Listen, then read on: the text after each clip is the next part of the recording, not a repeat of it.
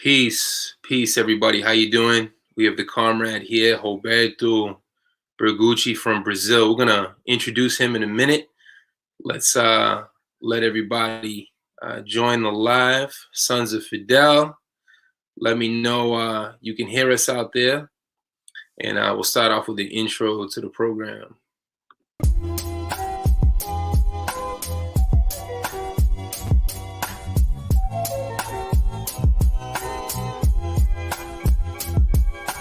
¡Viva el socialismo!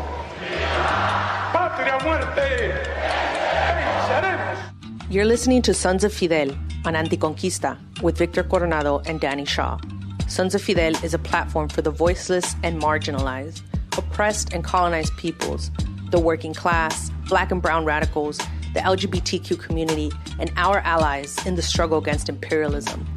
Please note, the views expressed by the hosts or guests of Sons of Fidel may not necessarily reflect the views of ANTICONQUISTA.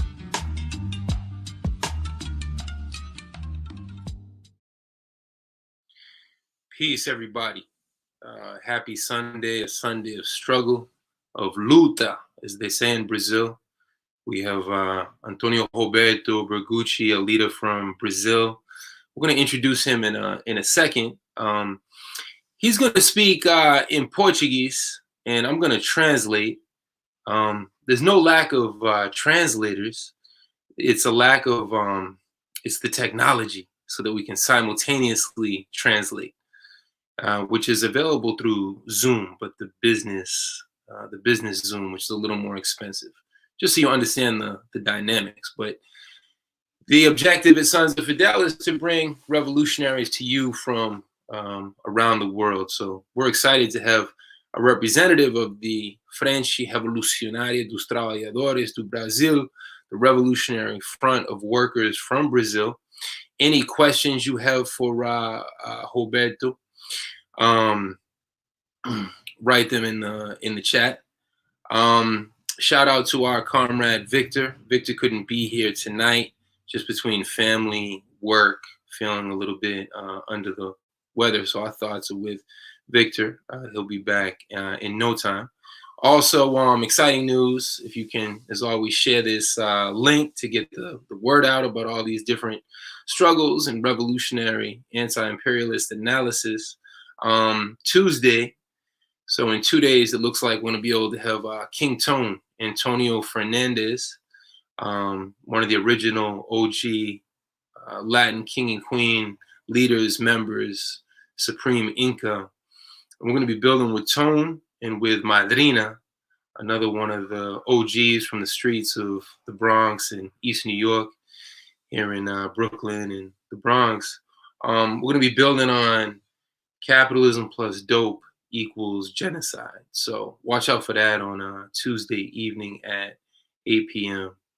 So yeah, let us know how you're feeling. Hopefully everyone's been in the streets against white supremacy, against these hate crimes, in solidarity with our sisters and brothers who come from Asia, Southeast Asia, China, Vietnam, all oppressed people. These attacks from last week clearly are inspired by fascism, white supremacy, the everyday sinophobia against China in the Chinese system, which imperialism can never forgive. To the extent that imperialism cannot control the Chinese economy, they will not forgive the CCP, the Chinese leadership, and the Chinese people who are forging their own future.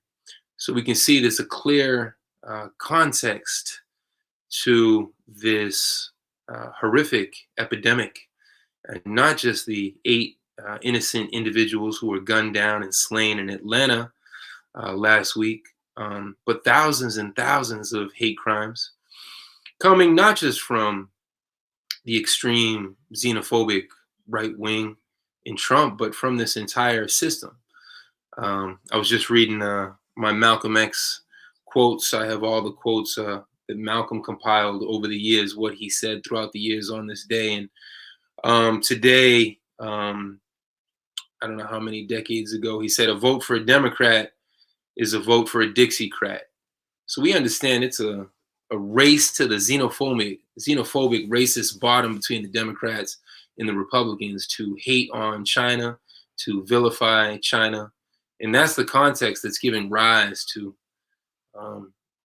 this horrific violence. But wherever there's repression, there's resistance.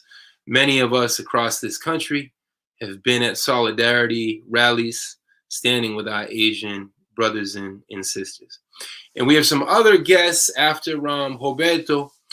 I'm not sure if you all heard what happened in Chile on Friday, but a delegation of 5 anti-imperialist, indigenous, and Black comrades were deported from Sebastián Piñera's Chile. Sebastián Piñera is a wannabe Trump, and no different than the wannabe Trumpzinho, Bolsonaro, the fascist in Brazil. So we got a jam-packed program with a number of guests tonight. So let's turn over to Roberto. We'll be speaking in Portuguese, and then I'll translate. And with the translation, it's collective translation. So if I miss a word, by all means, anyone can fala português pode traduzir também. You can help us out. Então, Roberto, fala aí. Como você está? Como está o ânimo lá no Brasil? Aos demais camaradas que nos acompanham, que participam dessa live, dessa importante conversa. Olha, Dani, o Brasil vive uma situação praticamente caótica, sabe? Caótica em todos os sentidos. No âmbito econômico, o país passa por uma estagnação econômica, um retrocesso em nível de PIB, desemprego atinge mais de 1/3 da população economicamente ativa, o desalento econômico entre a população trabalhadora é algo gravíssimo, algo único, praticamente, na história republicana do país. E o Brasil vive um regresso neocolonial, um processo de desindustrialização, reprimarização da sua economia. Então, o Brasil volta a ter uma estrutura econômica de tipo neocolonial. No âmbito da saúde pública e da questão sanitária, o Brasil vive um período de colapso. O sistema de saúde pública e privada no país já entraram em colapso.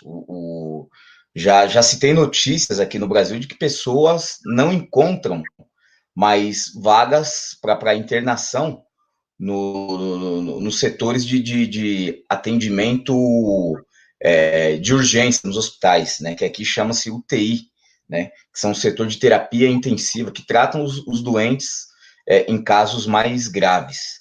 Então, o que ocorre? Pessoas contagiadas com Covid-19 já estão falecendo, já estão entrando em óbito sem conseguir ter atendimento nos hospitais. E isso não só o hospital público, onde quem utiliza é a própria classe trabalhadora. Não.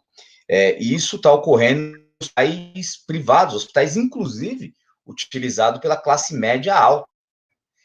Então, todo o sistema de saúde nacional, público e privado, desde os hospitais em que setores de classe média utilizam, até os hospitais públicos utilizados pela massa trabalhadora, colapsaram mesmo. O serviço funerário no país também está entrando em colapso, se encontra diante de uma situação caótica, porque o serviço funerário eles não dão conta da quantidade de enterros que eles têm que organizar. É impressionante. Especialistas, uns grandes especialistas de renome internacional, médicos especialistas, eles têm afirmado que, além do risco de mutação do vírus aqui no Brasil, aliás, o risco não, já é uma realidade, né? Porque o vírus passou por diversas mutações, e a possibilidade desse vírus ele se tornar resistente quanto às vacinas atuais. Então, o Brasil se torna um país, matéria de questão sanitária, um país que gera um risco para o mundo, o Brasil. Mas não só isso, esses especialistas dizem que há a possibilidade de que o Brasil desenvolva um problema seríssimo, um problema biológico seríssimo, com relação à contagem dos seus lençóis freáticos, do próprio solo, devido à quantidade enorme de pessoas que estão sendo sepultadas nos cemitérios no Brasil. É algo assim extraordinário, sabe? O Brasil já faleceram no Brasil quase 300 mil pessoas.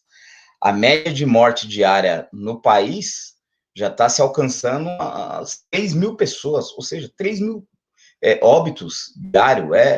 São números catastróficos, né, que dão conta de que o país entrou numa situação de colapso total. E daí, o que ocorre? O presidente da República, Jair Bolsonaro, ele tem uma postura abertamente genocida. Isso não é um xingamento vazio. Eu vou traduzir. Tá ligado? Vou traduzir rapidinho, tá bom? Dani, repete que... ok, pode traduzir. Pode lá. All right, so here comes the translation. He wasn't trying. Yo, he was on a roll. He was not trying to stop yo. So Roberto extends... Tá ok. Yeah, Roberto extends comradely greetings to everybody from Brazil, from Sao Paulo. And he talked at length about the chaotic economic neoliberal situation in Brazil, a situation of economic stagnation that has really retarded the economy for the masses of people. 1/3 of Brazilians are unemployed. So it's even in the Republican history of Brazil, as in the quote unquote post-colonial, from direct rule to indirect rule history of Brazil, this is a uniquely bad economic situation of economic backwardness. In terms of the health situation, I think a lot of us are aware that India and Brazil trail right behind the US, 3 of the primary capitalist economies of the world with the highest rates of COVID, which has resulted in both a public and private collapse of the healthcare system. So even people in privileged situations, from the middle class to the upper class, are also suffering. And there's not enough of the urgent care and beds for people in hospitals. So it's a massive collapse, not just of the healthcare system, but of the funeral system. So it represents an economic and social chaos across the board. And specialists are saying that because of all of these burials, they cannot keep up, which is causing secondary effects and different types of infections when you don't have enough places to bury some 300,000 people who've died from COVID.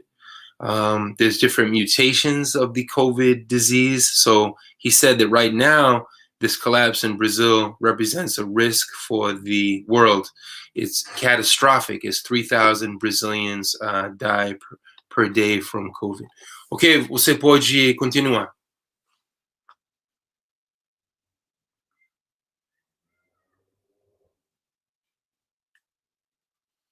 I feel like there's some type of delay or he froze. Ok, Roberto, você pode falar. Tá ok, liguei o microfone aqui.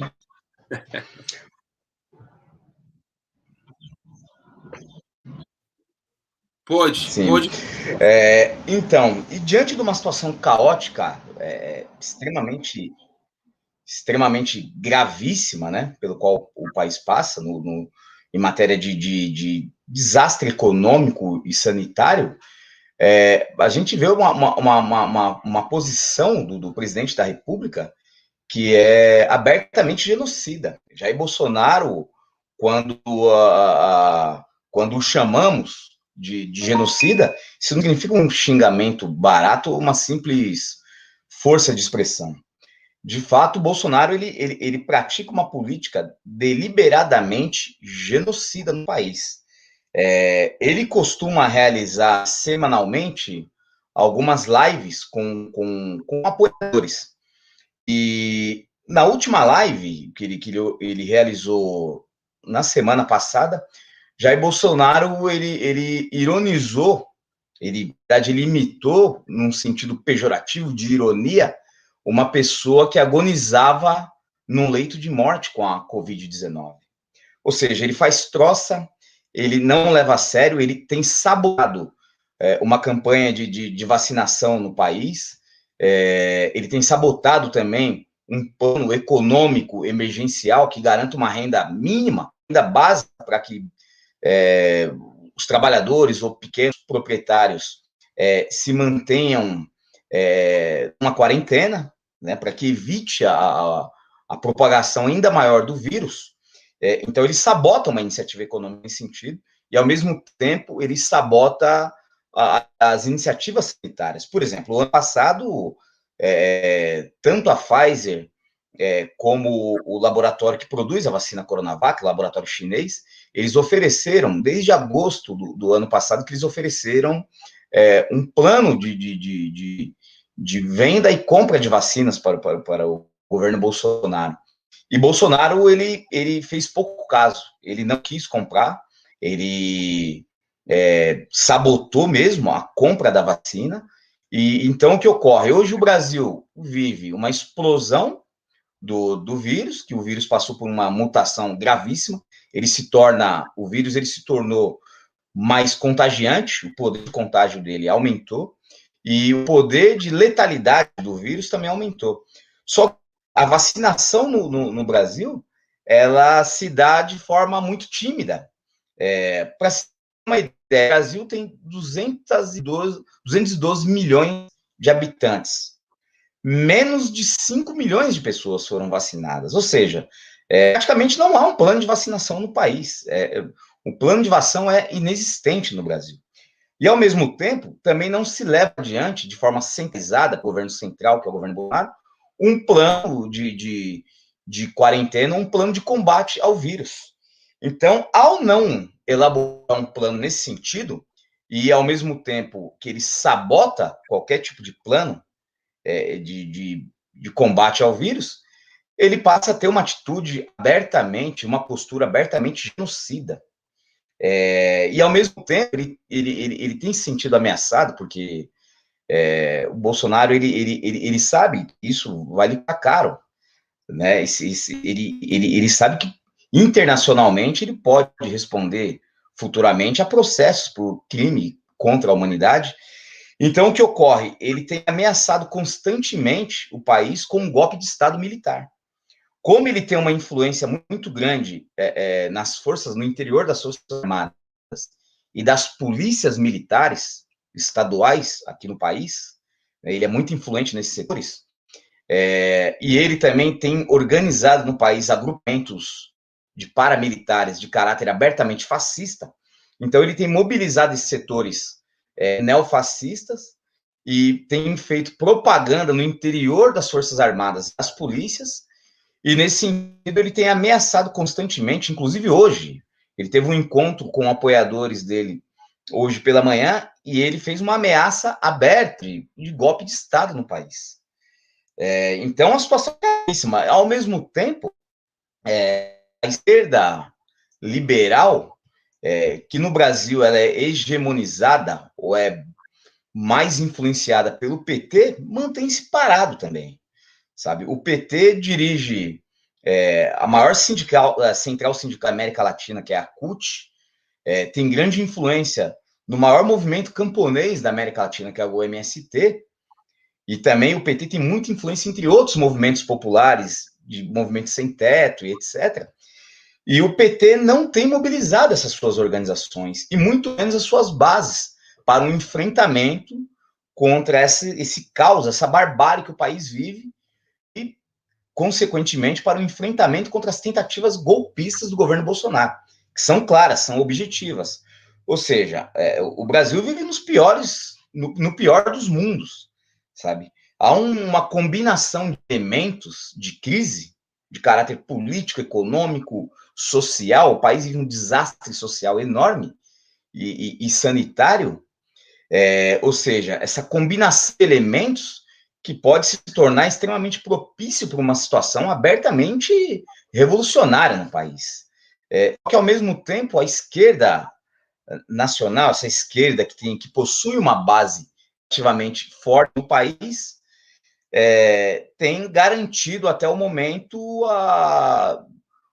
essa relativa estabilidade do governo Bolsonaro. Então é preciso que a esquerda nacional, a esquerda brasileira, que tem tentado discutir isso num setor mais de base, há uma necessidade urgente de articular uma frente nacional do Brasil de mobilizações contra o governo Bolsonaro. Eu vou traduzir. Inclusive, você quer traduzir, Dani? Ou posso continuar? Vou traduzir.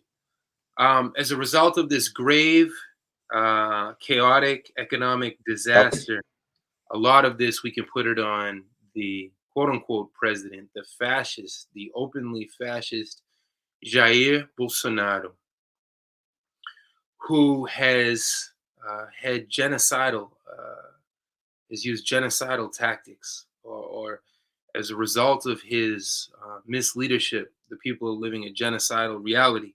When I use the word genocidal, I'm not using it lightly. I'm using it very directly because of the deliberately genocidal policies that Bolsonaro has used. Every week he has live interviews, and he's made fun of people who are suffering and dying from the COVID-19 pandemic. He's made a joke out of this. He has sabotaged any attempt at a centralized economic approach to this economic pandemic, as well as this health pandemic. He's sabotaged attempts at quarantine and social distancing. He's made fun of all of that in a Trump-esque type fashion. There was a Chinese lab that was trying to help prevent the explosion, and Bolsonaro also sabotaged that attempt. So the vaccine program in Brazil has been very timid. In a country of 200 million people, one of the biggest countries in the world, geographically and through its population, only 5,000 so far have been vaccinated. There's no plan. The government has not centralized an elaborate plan. At the same time, Bolsonaro has threatened a military coup to continue with this line of why his misleadership is genocidal. He has full control. He's a neo-fascist with control of the military police and other paramilitary elements. Now, in terms of the other wing of the ruling class, Roberto is laying out the PT, that's the party of Lula and Dilma Rousseff, the two leftist or liberal presidents, both of whom were survivors of victims of coups d'etats. He's laying out that the left, or the quote-unquote left, has been very timid in Brazil as well, and that the hegemony of the PT, the PT has control over CUT. CUT is the biggest workers' union in Brazil. And of course, the MST, the movement of the landless, the largest social movement in the history of America.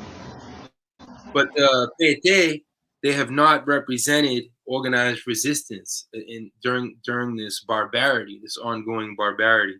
So it's one of the worst moments in Brazilian history, according to Roberto, in terms of the economic crisis, the political crisis, the social crisis, and the health crisis. But because of the coming together of these crises, it's an opportune moment for a pre-revolutionary or a revolutionary situation. So Roberto and his organization are making a call to the left for unity, to articulate a new revolutionary front to take advantage of this disastrous combination of circumstances to usher in a new revolutionary day. And what we'll do now, I want to show Roberto's organization so people can, it's all in Portuguese, but you know, we can do our best to translate. Shoot, that's not in Portuguese. You recognize them.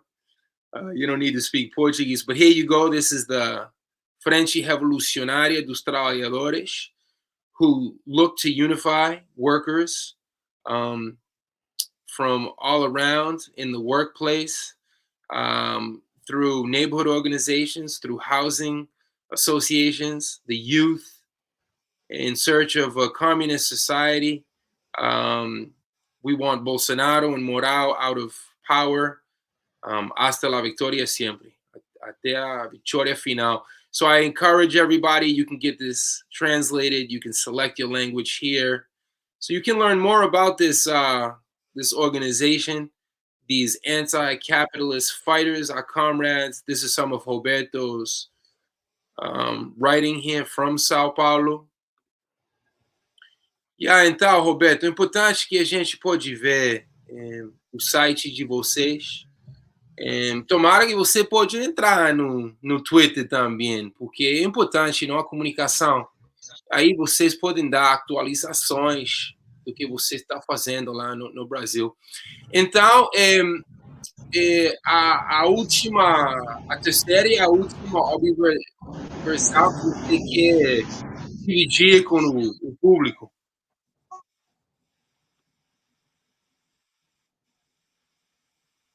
Você pode repetir, Dani, que cortou bem na hora que você estava falando? Agora no final. A terceira e a última observação que você quer dividir com o público, antes de se despedir, o que você quer compartilhar com eles.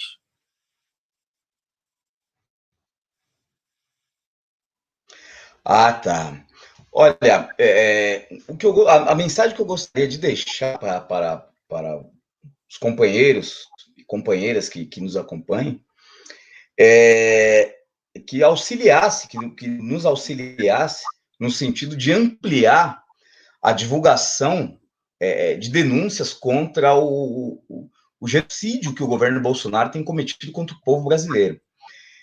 Nas últimas semanas, particularmente na última semana, ele tem utilizado para calar a esquerda brasileira e para calar a oposição e quem denuncia ele tem utilizado de um mecanismo jurídico criado pela ditadura militar brasileira que se encerrou em 1985, que é a Lei de Segurança Nacional.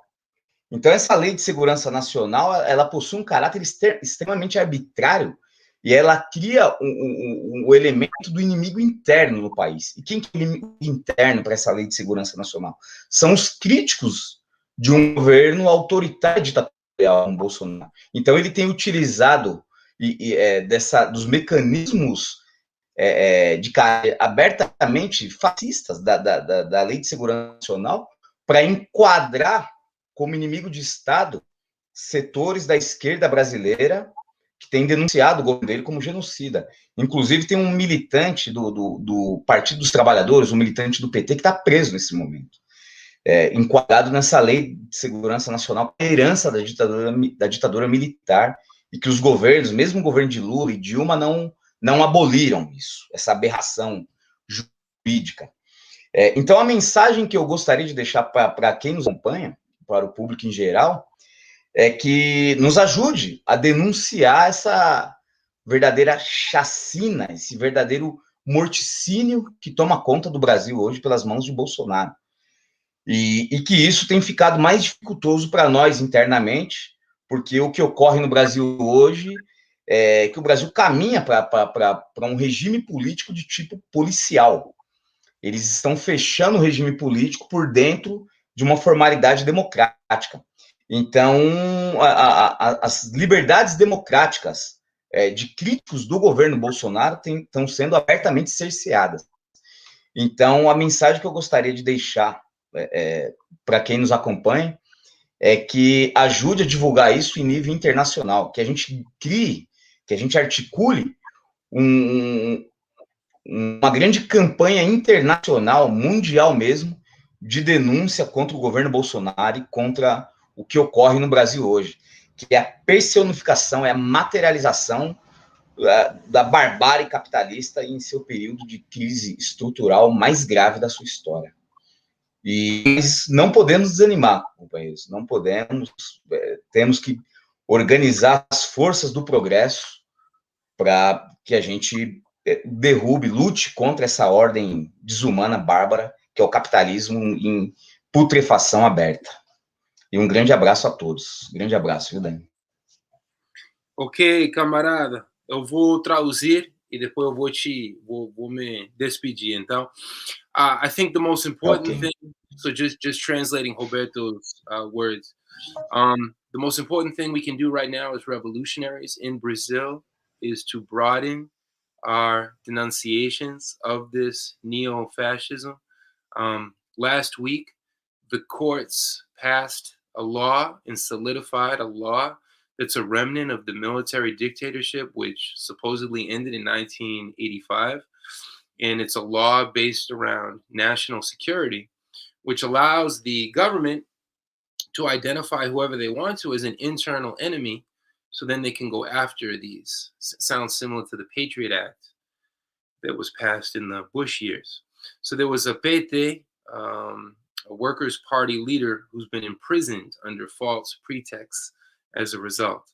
And when Dilma Rousseff was in power, she did not overturn this law, so it still exists.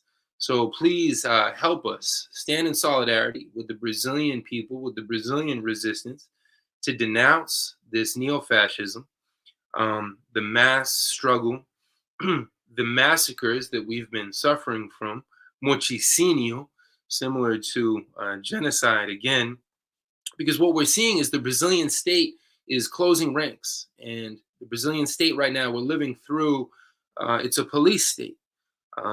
Any superficial look of being a bourgeois democracy is gone. This is a police state. So help us get the word out, get this message out, stand in solidarity with us so we can articulate these anti-capitalist, anti-imperialist denunciations, because they're trying to pacify us. They're trying to get rid of us on the left as they go through one of the most acute structural crises in the history of Brazil. We're stronger than ever. We're not afraid. We're going to keep fighting as the capitalist system rots away. It's our job to usher in a new system. So we want to thank our comrade in Sao Paulo. Sao Paulo, a city twice as big as New York City, if you can imagine. That's one thing about traveling. Like when I got to Sao Paulo, I mean, woo, rascacielos, the skyscrapers never ended. And I think sometimes in the US we think, oh, LA and New York City, it's so big, Chicago. And then you go to Beijing and you go to Shanghai and you go to Rio de Janeiro and Sao Paulo, and you see how big the world actually is. So, just to say goodbye to our comrade. Então, Roberto, a gente vai falar. Eu vou te mandar reportagens do Haiti, se eu fosse voltar ao Haiti. O primeiro amigo lá no Haiti, o Lula, porque eles não vão esquecer o que fez o Lula com a ocupação colonial. O povo haitiano, com a raiva que tem contra o Lula, é impressionante. É um povo muito anti-imperialista. Na verdade, o que o Lula ele cumpriu um papel de gerente colonial do imperialismo, quando ele envia as tropas brasileiras para o Haiti. No ano de 2009, eu tive uma conversa, eu entrevistei para um jornal que eu escrevia, e eu entrevistei um grupo de haitianos que vieram fazer um curso aqui no Brasil, na escola do MST, aquela escola Florestan Fernandes, que você conhece. E o que ocorre? Esses companheiros haitianos, eles relataram, sabe, o conjunto de crimes bárbaros que o exército brasileiro cometeu contra o povo haitiano. Isso incluía tudo: sequestro, estupro, agressão, assassinato, quer dizer, as coisas mais bárbaras possíveis, assim. E o que ocorre? E o Lula, ele cumpriu à risca ali aquilo que o imperialismo exigiu dele, né? Porque o Lula, ele tinha uma pretensão ilusória de fazer com que o Brasil fosse aceito no primeiro mundo imperialista, né? Coisa que nunca vai ser. O Brasil é um país que, dentro da divisão mundial do trabalho, é um país dependente, que serve às potências imperialistas, né? E então, o que ocorre? esse crime que o Lula cometeu contra o povo haitiano, agora está se voltando contra o povo brasileiro. Porque o que aconteceu? As forças, o exército brasileiro, quando foi para o Haiti, esse massacre, essa repressão cotidiana ao povo haitiano, e era um massacre em zonas urbanas, né? O exército brasileiro, eles treinaram, eles aprenderam, aperfeiçoaram suas técnicas de combate à população civil. E depois, quando eles voltaram do Haiti, o que eles fizeram? Eles passaram a pôr em prática aqui no Brasil aquilo que eles aprenderam, que eles incrementaram no Haiti. E quando eles vieram do Haiti, o exército brasileiro, aonde eles se instalaram, aonde eles ocuparam? As favelas do Rio de Janeiro. O que eles fizeram contra o povo haitiano, depois eles fizeram no Rio de Janeiro. E agora eles estão ameaçando fazer em nível nacional, sabe? Então, o que ocorre? O Lula acabou dando um tiro no próprio povo brasileiro, sabe? Nisso que ele fez. E as Forças Armadas brasileiras, sobretudo o Exército, né? A alta cúpula desse Exército, eles, nesse processo de invasão do Haiti, o que eles fizeram? Eles incrementaram as suas relações com os militares, principalmente norte-americanos. A gente vê o resultado disso agora. O papel que o Exército brasileiro, que o conjunto das Forças Armadas no Brasil tem feito agora, sabe? Então, esse crime bárbaro contra o povo haitiano também se voltou contra o povo brasileiro, sabe? Então, isso foi... Vou traduzir. Yeah, so Roberto shared an important reflection. Lula got off these fake charges because it was right-wing lawfare. I don't know if everyone's heard of lawfare, but lawfare is a type of warfare, but through judicial means. Remember, Rafael Correa is banned from Ecuador, from his homeland. They've done the same thing to Lula, to Dilma. So from the left, we would critique the PT because they used to say Lula laichi. Lula was too light fighting against capitalism and imperialism. But Roberto is providing a critique from the people from the left.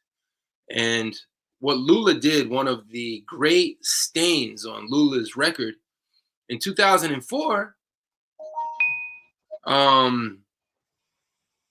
Brazil led the neo-colonial occupation of Haiti after Jean-Bertrand Aristide was kidnapped for a second time, and there was a neoliberal coup against Aristide in Haiti. It was Lula who sent thousands and thousands of Brazilian troops as part of this quote-unquote United Nations mission, quote-unquote mission.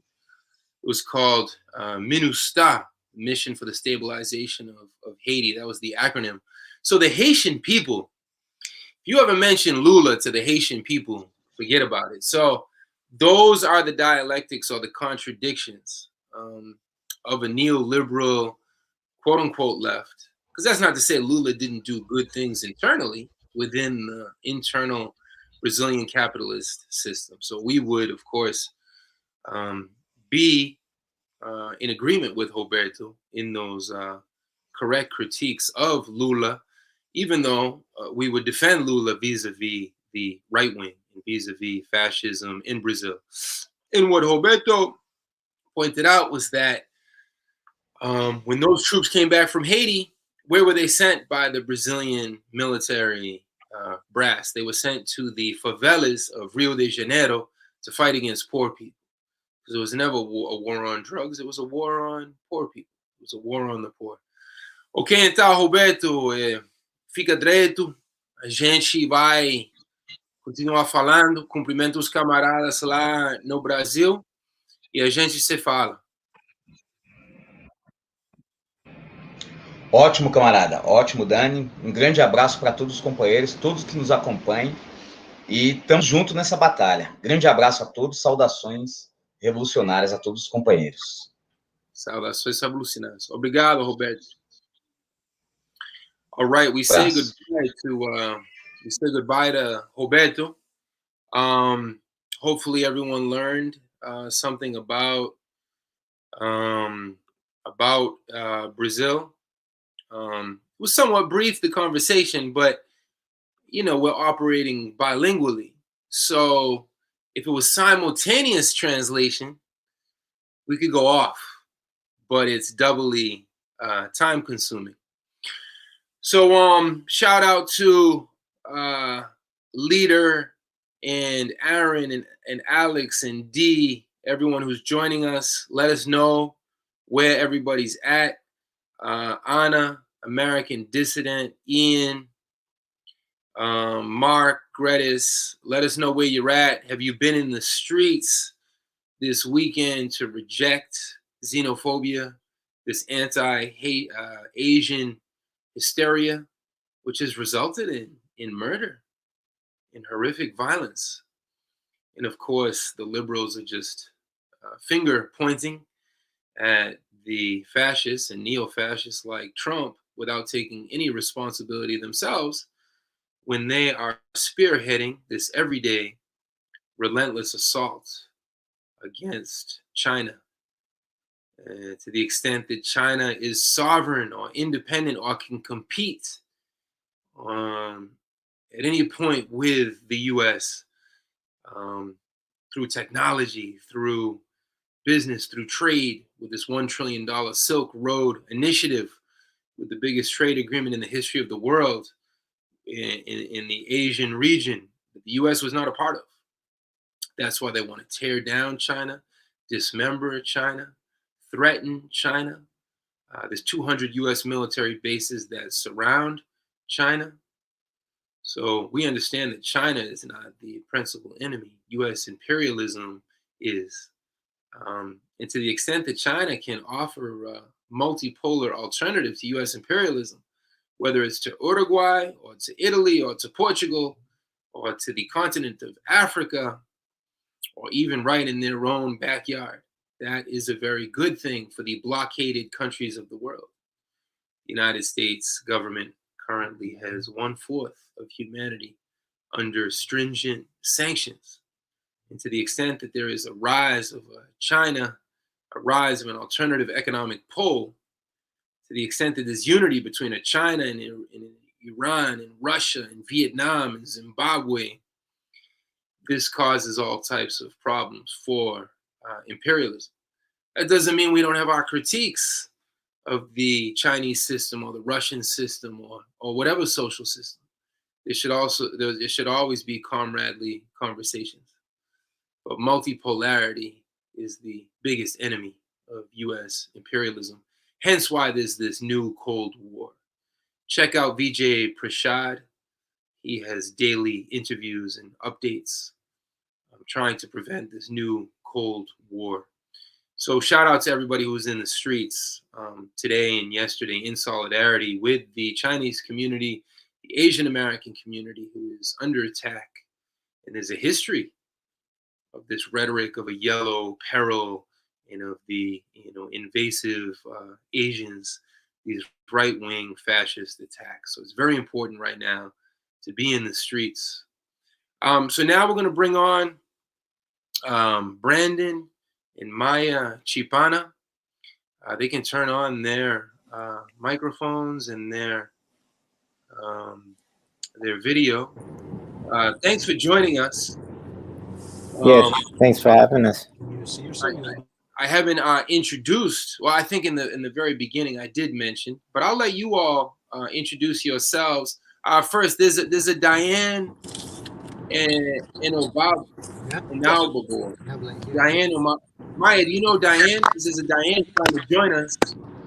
Diane. Yeah, I know Diane. Okay. I didn't know what link to send for people to listen on. Oh, you said. Yeah, I sent it. Yeah. No, send her the YouTube link, or she's gonna be live with us. Do you want her live with us, or you just want her to watch? Just to watch. It's cool. Okay, so Diane, wherever you are, you can hear us. Go to ANTICONQUISTA YouTube. Otherwise, you're gonna be part of the show, and you're gonna be on this side of the screen and not the other side. So Brandon and Maya, y'all can introduce yourself. This is my sobrina. This is my ahijada. So if I start introducing my goddaughter Maya, this could take, the introduction could take forever. So y'all can introduce yourselves. Maya, you can start. Oh, sick. Okay. Hi. Thank you, Danny, for inviting us on. Nyoka Ksutin Maya.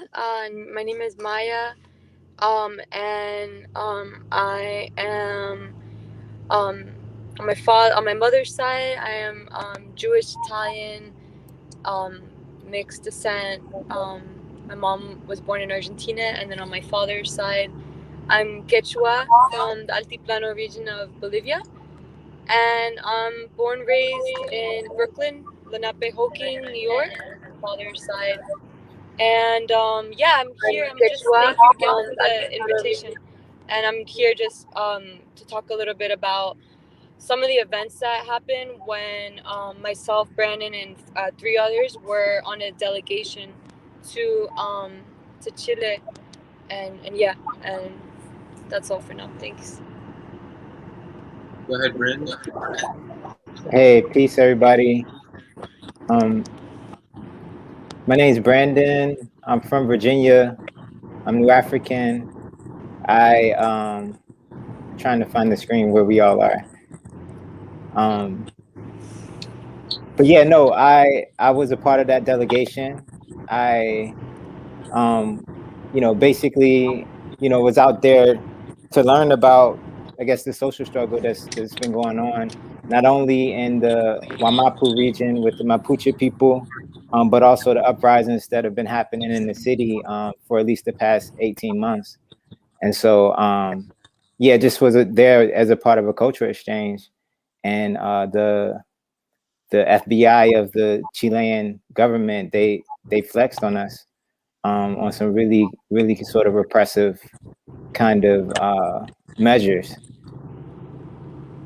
So that's crazy. So you all, make a sacrifice. You're on a solidarity mission to Chile. As I mentioned earlier, Chile, Sebastián Piñera. This is another Bolsonaro. This is another wannabe Trump. When Biden came into power, his first arms sales were not to Saudi Arabia. They were not to Zionism. They were to Chile. So Chile, like Colombia, like Peru, functions as the Zionism or Israel or giant U.S. aircraft carrier in the middle of South America. South America, this massively, immensely rich continent, arguably the most rich continent on Earth. That's who Sebastián Piñera is. So Brandon and Maya were part of this delegation of indigenous and new Africans who went there in solidarity. And what was the nature of the repression? Were you all in La Plaza de la Dignidad? Did you see the Friday demonstrations and the repression? Can you take us inside of Santiago de Chile and in the Mapuche areas and give us a snapshot of what you all lived?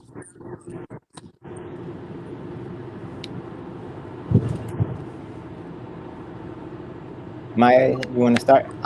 Yeah, I can start. I was just about to start. Yeah. So in Santiago, we were there for one Mapu. We were there for Indigenous Women's Day, which was on the 8th, and when we were we divided into three. So some of us went with the medical brigade, and some of us went into different areas. But basically, like, what happened was that the Chilean police, they use what they call it guanacos, which are like, I guess, what would that be? Like tear gas, like what do you call them? Cannons, right? And they used it against the people that were protesting for things such as like better retirement, free education, a better living wage, more social programs, and legalize abortion. And legalized abortion. So really, like, what I felt when I was there was it felt like a war zone, because you see the police come out and like kind of like how the SWAT police are here, right? Like with like their bulletproof vests, and then their shields, and then just like heavy armory, and they really just attack some people without any reason, without any reason. They just like they are very repressive, and they use violence to shut down the protests that were going on. And what people were telling us actually, and what I thought what I was seeing was like a war zone, but what the people were telling us is this was actually like really light compared to how it usually is, because International Women's Day was having like a lot of international news coverage. So they were like, oh yeah, this is like not even that, not even as crazy as it normally gets. So that for me like really shocked me, just seeing how that all was, because I've been to like a few countries in South America, and like I don't like, at least I haven't seen that side in any other country but Chile. Actually, the closest thing I would say would be Palestine. That's how I felt like Palestine really was, where really you see like the police just like without any questions follow some sort of like law that's like above everyone but them. And it really like reminded me that the constitution that Chile has is Pinochet's constitution. You know, it's like a dictatorship constitution. And even though there's going to be like a new constitution, there's still like, that's not enough, first of all, because it's still coming from like a colonial place. um and that's what the Mapuches can like teach us, and how we should listen, that this is like way beyond like some political party or some political stance. This is about like stolen land, and how the police are using their violent how they're using violence to continue to not only control like the working class people, but also like the country's natural resources, which in Chile's case is copper. So so what I saw in Santiago was a disaster. Is really crazy, and I really think that not that we were sent back so that Chile can like hide what they're doing from the rest of the world, because I don't think like many people know how bad it is there. Yeah. I mean, I agree. I mean, I think the one thing is like when we visited the Wamapu region, and seeing areas where people have reclaimed land, where Mapuche people reclaim land, and knowing that that area is, you know, a war zone, and it's under martial law, and you know the weapons that are being used were given to them, you know, the weapons that are being used against them were being given to them by President Biden. You know, I think about, I guess, the U.S. empire, you know, and like regardless if you're Democrat or Republican, the program is empire, it's imperialism. And for me, like, how can you call like people who are indigenous to a land or to a territory, how can you call them terrorists if it's their land? You know, and so just I feel like the one thing that I learned that I picked up is just that the Mapuche people, even though it's like, you know, they may differ in terms of tactics, I think they have a very clear outlook about what self-determination means and what sovereignty means. And I think, you know, fighting colonialism for 500 plus years, that, you know, that's something that is instilled in the people from generation to generation. And you know, I think in our short time there, we just got a snapshot of that. And I feel like just the resilience that they show, I think hopefully could help to encourage the people that are in the cities, in the cities, because you know, out there they're facing live action, you know, and like their people are being murdered. There are people being murdered in the city too. I think 45 people have been killed. There's 2,500 political prisoners right now. You know, but yeah, I think the difference is it's like it's a militarized zone versus, you know, a city capital that depicts kind of vamp on folks on the Friday protests in La Dignidad. It was what's crazy about, you know, this eyewitness report, this report that you all just returned. We never hear about this. When has the New York Times cared about the people in Chile?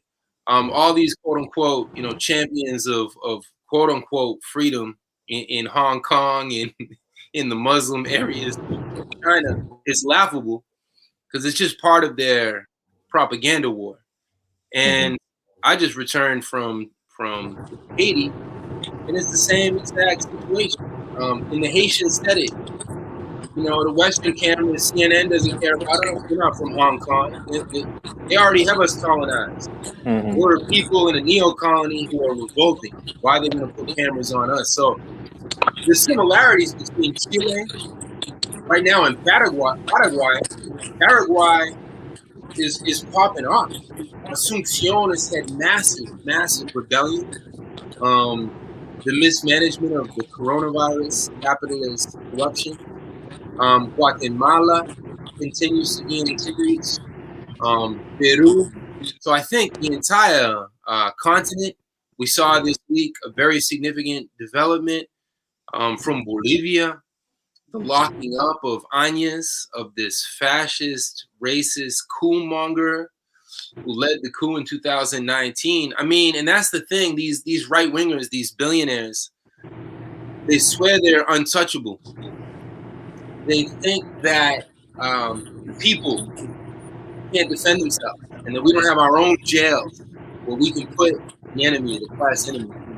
I think very significant what happened in Bolivia last week. These Piñeras, these Bolsonaros, and these Trumps, they've always been the bully.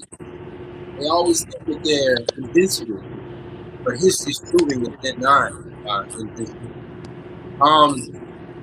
So let's share some images of the Mapuche flag, and then the follow-up question can be on the indigenous resistance that you all learned as travelers, and how beautiful that leaders from the U.S. can go there and be a part of these struggles. So here's the flag of the Mapuche in the streets with the protesters. I'm seeing two different versions. You all can clarify that if you want to. I want to also point out Florencia Lagos, who's a great journalist and leader, revolutionary leader in Chile. For updates, for breaking updates from Chile, follow Florencia, and we can have her on Sons of Fidel, Daughters of Fidel at any point. And these are images from Friday when these carabineros, that's the pigs or the NYPD of Chile, you see them here dressed as goons, as Robocops, scooping up this young protester. And here there's a lot of documentation of the horrific violence against the Chilean people and the everyday wounds.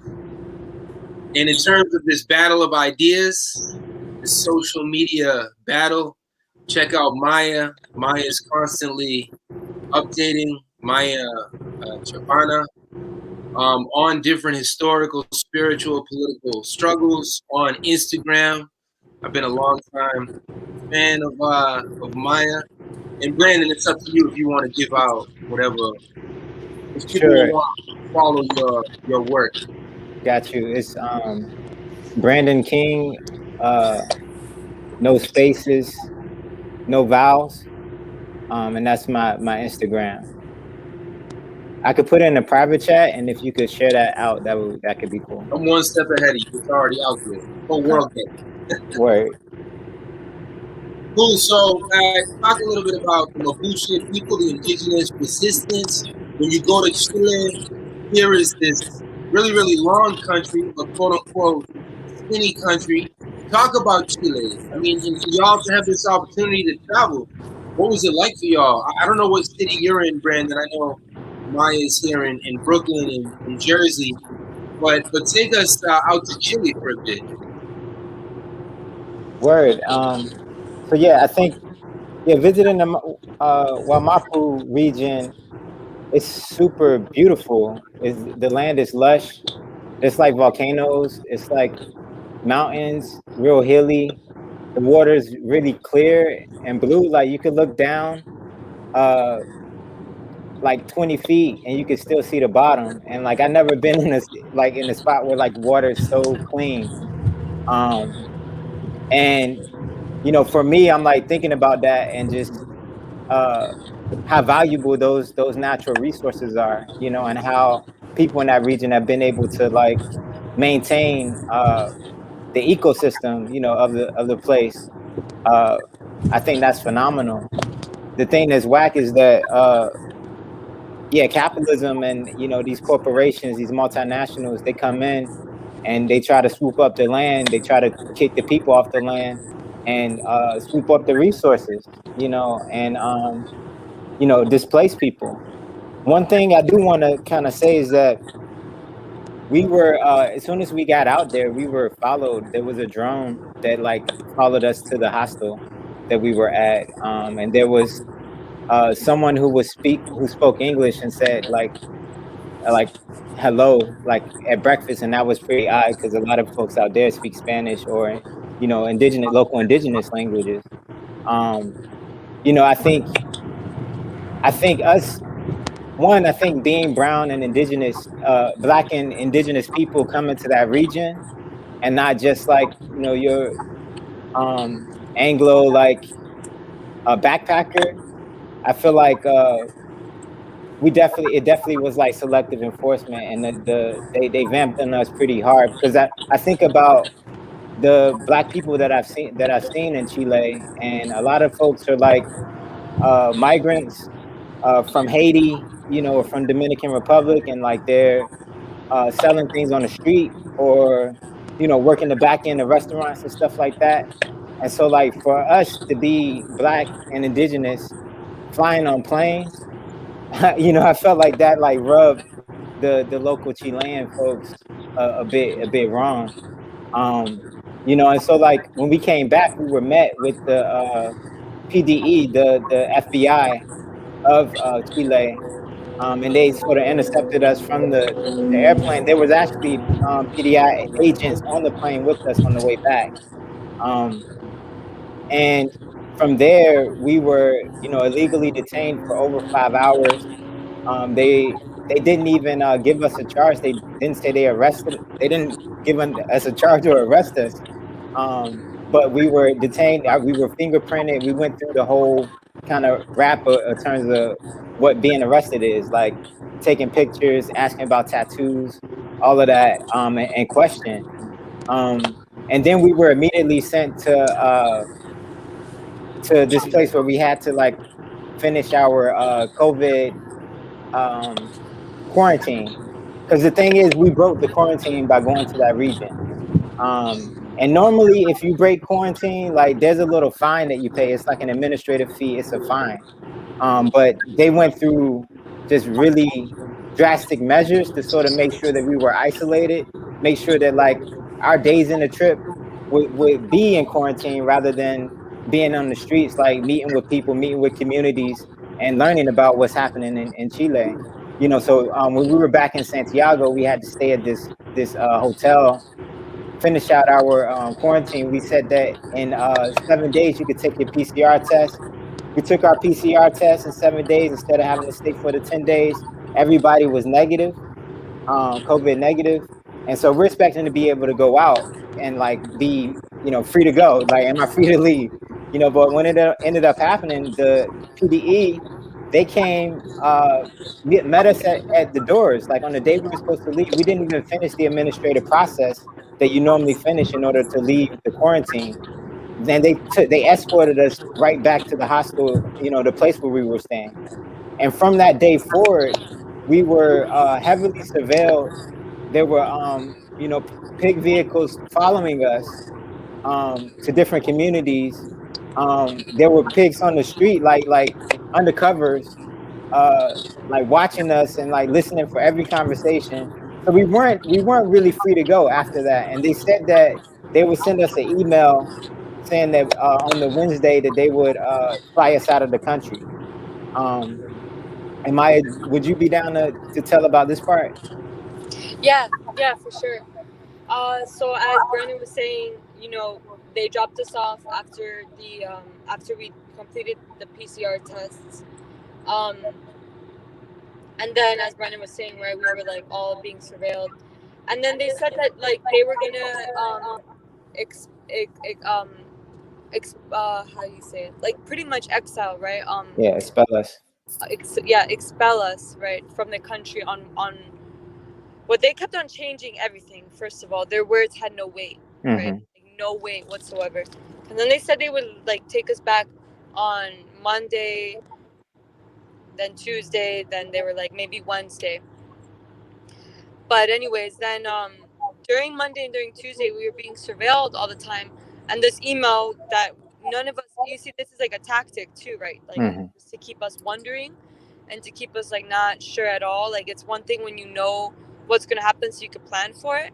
But they had like, obviously they gave us very little detail. They would like, even when we were in the process of being deported, we kept on asking them, right? And I'm jumping ahead a little bit, but I think it's important that's like to talk about how the tactics that they're using, because a lot of them are actually trained by US too, which is of course super connected because it's all imperialistic type of behavior and type of practices. But we kept on asking like, where are we going to be sent to? Like, you know, majority of us needed to go back to New York. And they were just like, we don't know. But, you know, I think they did know. Like, it seemed like they knew because they were like talking amongst themselves. And then like, actually they were like, oh, we just have to send them to the United States. Like, we don't know what else. Like, that's as far as we're responsible. And you know, it felt really bad. It felt like you're just pretty much like being thrown out of an airplane, you know, which like I feel like is like literally what happened during dictatorship too. And like, they don't care what happens to you, they don't care if you're taken care of. And then like, what happened was basically after we were deported, which was on Wednesday morning at 5 o'clock, at just before 6 is when they came in knocking on our door, which is another thing. Like, they wanted, like, sleep deprivation is like a real thing. Like, they don't want you to sleep. And so like, they came up knocking on our doors at like a little bit before 6. And then like that whole day we were just getting like misinformation after misinformation. And when we actually were finally sent on the plane, when the judge ruled against our favor, I believe each of us had two PDI officers. Yeah. And each of them had like handcuffs on them, like just in case like the captain of the flight deemed us to be like violent or like unsafe. So, you know, it's such a waste of resources. Like, this is another big thing, that it's like so much money to buy all these plane tickets like for no reason, because we were scheduled to head back home like literally like 4 days afterwards anyway. Like, today was supposed to be our last day, you know, but instead we got sent back Wednesday. So they bought all these plane tickets. And I even heard I think we all heard like the PDI officers being like, oh, like, I can buy cigarettes, like, don't worry, I put it on the PDI credit card anyway. Like, they were buying cookies with their PDI card, cigarettes with their PDI card. I even saw one of them buy like a gift for a family member in the airport with the PDI card. Like, it's complete corruption, you know. And they're not even embarrassed by it. Like, they think it's funny. Like, they were laughing when we finally heard from the judge that we were going to be deported or exiled.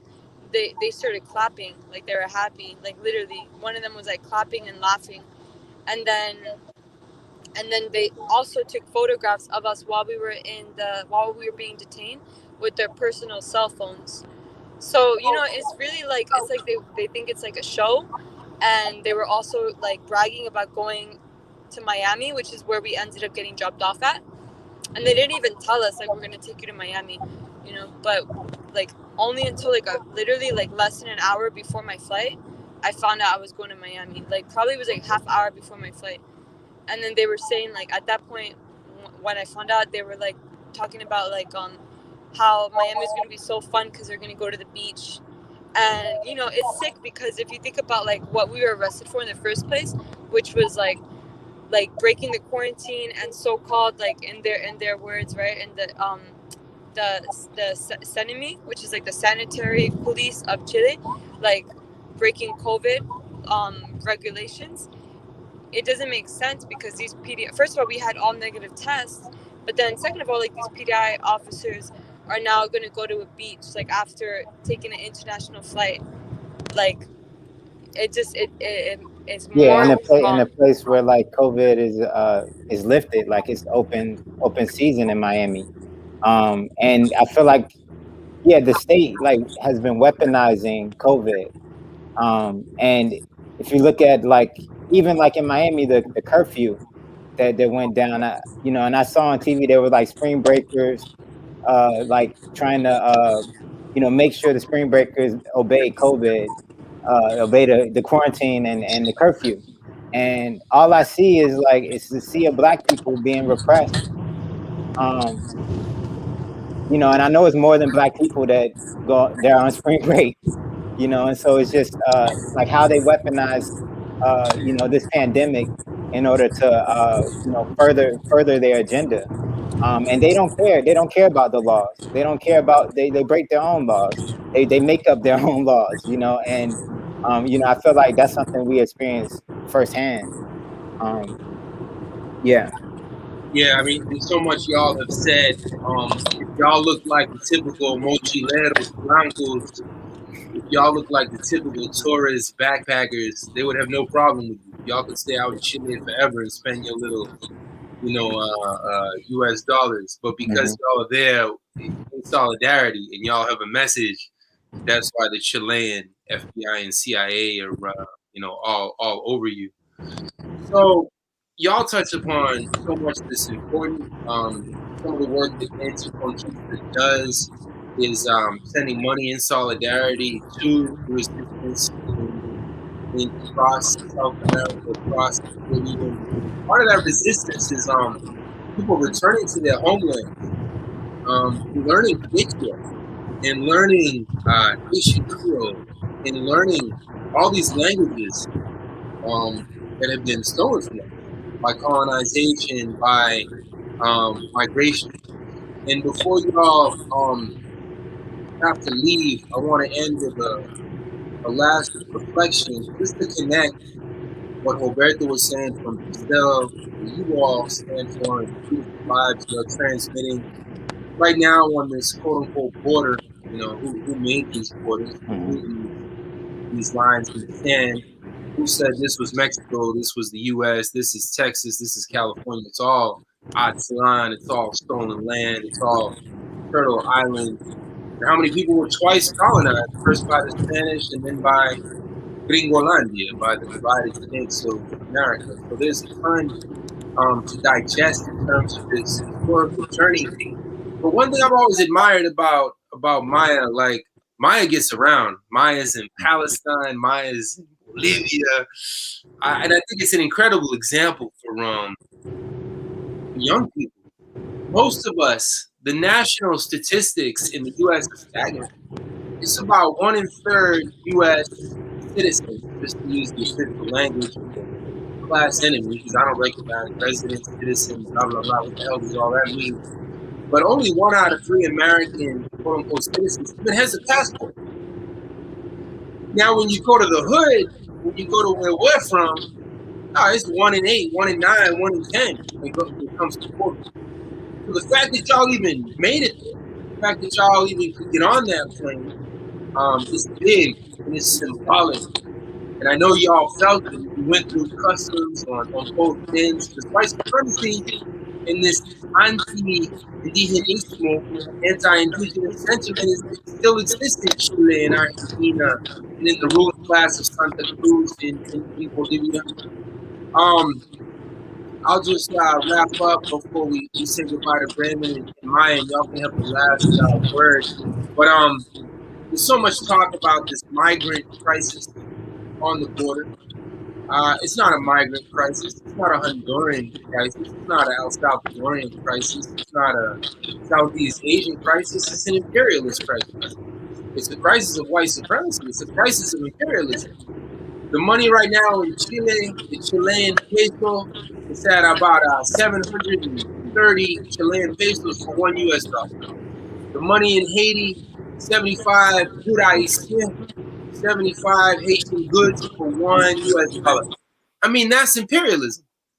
When you say one people's money is worth 75 times your money, And they can build all the walls. Right now, this sellout puppet who claims to be the president of the Dominican Republic, Luis Abinader, he's building a wall, a 150-mile wall to keep the Haitians out. But he doesn't build a wall against these gringos and their investment and their raping of the massive resources of the Dominican Republic. So just to tie it all together, no Brazilian, no Chilean, no Bolivian, no Haitian, no Caribbean, no one leaves their homeland voluntarily. People don't leave because the United States is the greatest country in the world. They leave because the United States is the greatest exploiter. Not the U.S. people, but the U.S. system. So last words, Maya and Brandon. Yeah, I'll go. Yeah, no, I think, yeah, just the connection, right? Like, I feel like capital moves globally. I feel like corporations move globally. You know, they talk with each other, they strategize with each other, and I feel like it should be the same for movement. You know, and we have technology, you know, and some of us have resources, so I think it's important to be able to share you know, the things that we have access to in order to highlight you know, movements that are taking place in other parts of the world. Because I see it like the US is like the #1 Dundada. It's Babylon Central. And anything that we can do like to alleviate pressure from the beast can kind of like loosen the valves that the US imperialist powers like have on other parts of the world. And so it's important for us to learn what's happening because I also feel like what people are experiencing in Brazil, what people are experiencing in Chile and in Haiti, and parts of Africa, like I feel like that war is coming home. You know, and so there's a lot that we can learn from the resistance movements that are going on. Yeah, and Danny, thank you for having us, and thank you for making time and space, you know, for us to be able to share our experience. It means a lot. Appreciate it. 100%. Thanks, Carmen. Yeah, thank you, Danny, and thank you, Brandon, also for coming on and speaking with me. And yeah, my last words. I mean, really, what I would just like to say and reiterate, you know, but I think is important, is like to recognize like the Mapuche people as like an autonomous people, and to like recognize like that they're putting up like a really good fight. And when I mean fight, I mean it's not coming either from like a place of hate. It's coming actually like from a place of love. And like we spoke to like some older Mapuche women there who are like the Mapuche, like it's like Mapuche women are like kind of who has like the say, you know, like I don't even know like what the proper terminology is, so I don't want to say it incorrectly, but like let's just say like that they have like respect in their communities. And like really it's like really like well thought out, you know, like it's not like out of impulse and it's not reactionary, like it's really well thought out. And for me, like I think all of us there like really wanted to like pay really close attention, not only because like we need to listen to like indigenous peoples more, and we need to listen to like autonomous governments more, but I also think that like if they've been able to do this for like 500 plus years, like they're not gonna like ever stop, you know. And that's what I see for like their future.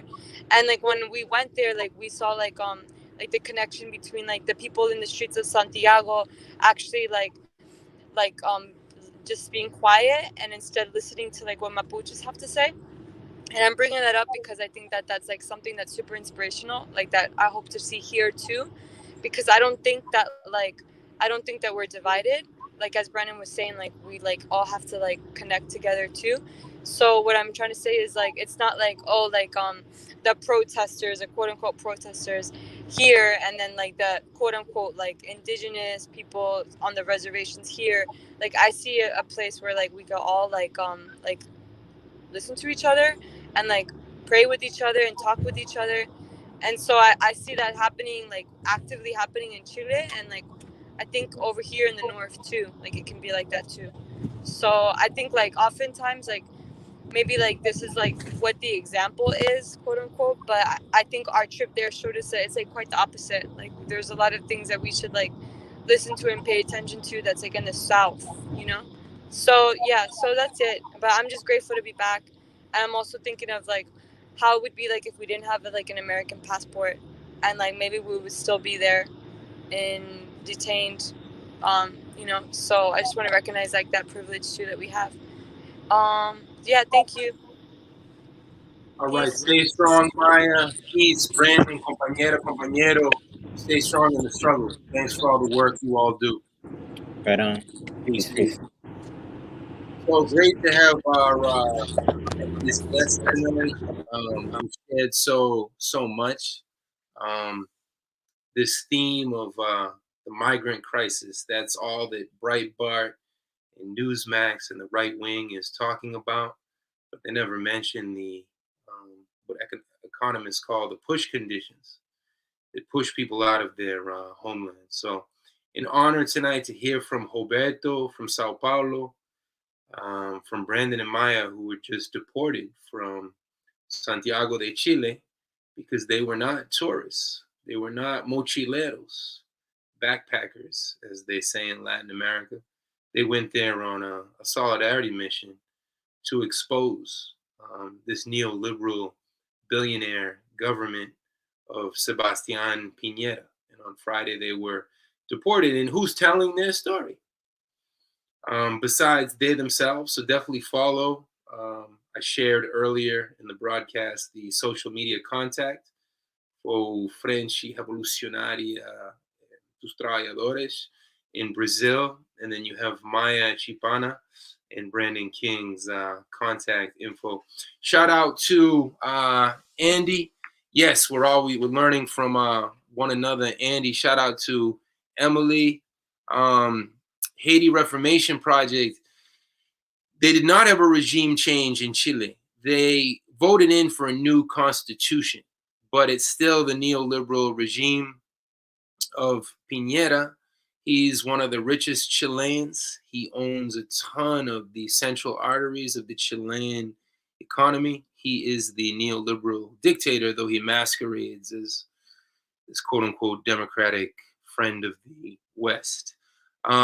Shout out to Babylon System is the vampire. Everyone should listen. I'd play it right now. The Bob Marley classic. That Bob Marley song, Babylon System, describes capitalism so clearly. But if I play it, they'll shut down the YouTube, all the copyright, issues. So to Haiti Reformation Project, let us know, parce que en pile diaspora yo pas comprendre tellement situation à Haiti. We need to do a lot of education on Haiti here in the belly of the beast. It's amazing when the Haitian people back in Haiti, almost 12 million people, are rising up against dictatorship and neocolonialism.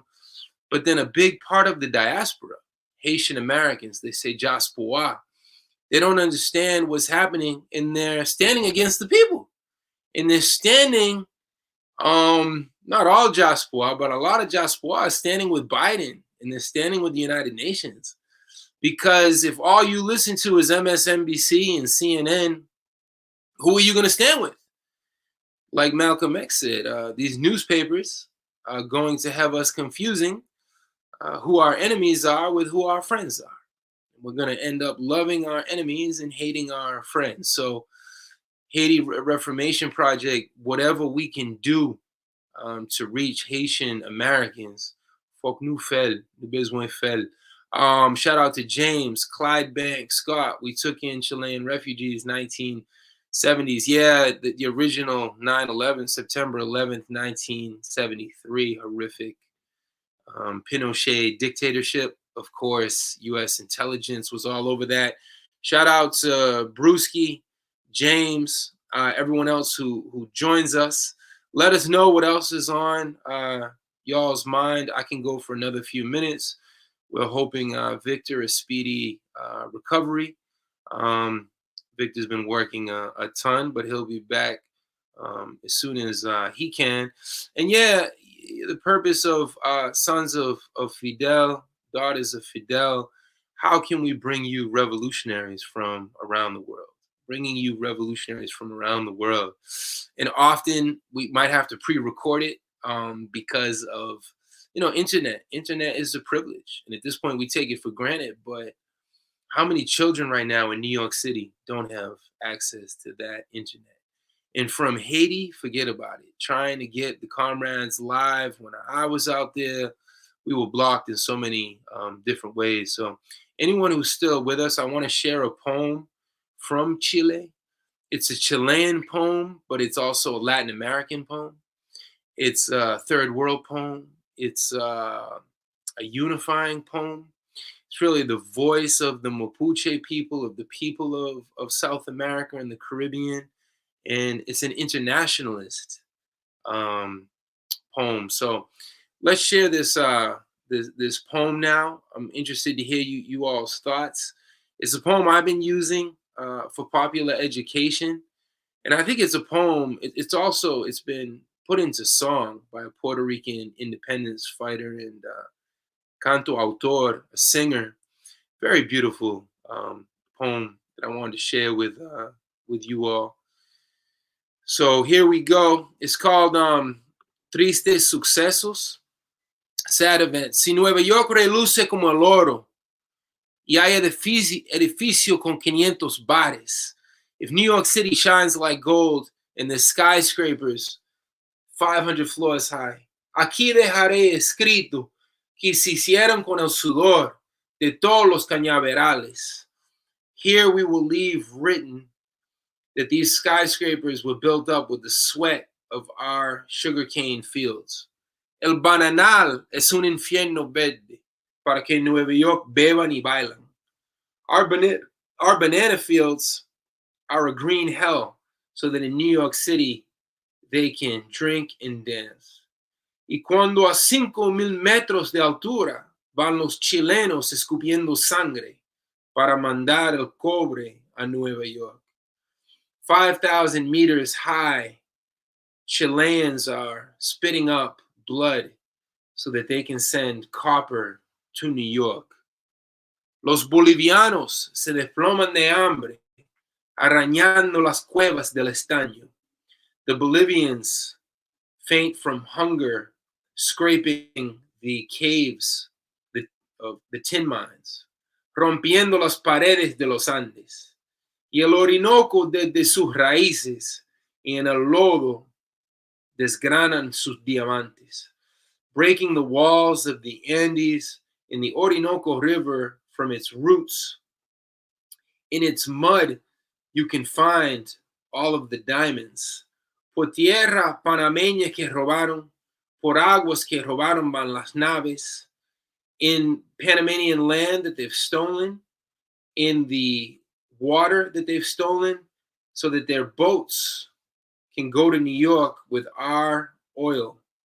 A Nueva York con el petróleo nuestro, con los arrebatados minerales que con gran reverencia les entregan nuestros condecorados gobernantes. They steal our minerals, and then they turn around and with all types of hoopla, they give us these very superficial or decorated governments. El azúcar levanta las paredes, el nitrato de Chile las ciudades, el café de Brasil compra las camas, el Paraguay les da universidades. Our sugar builds up their walls. The nitrate of Chile builds up their cities.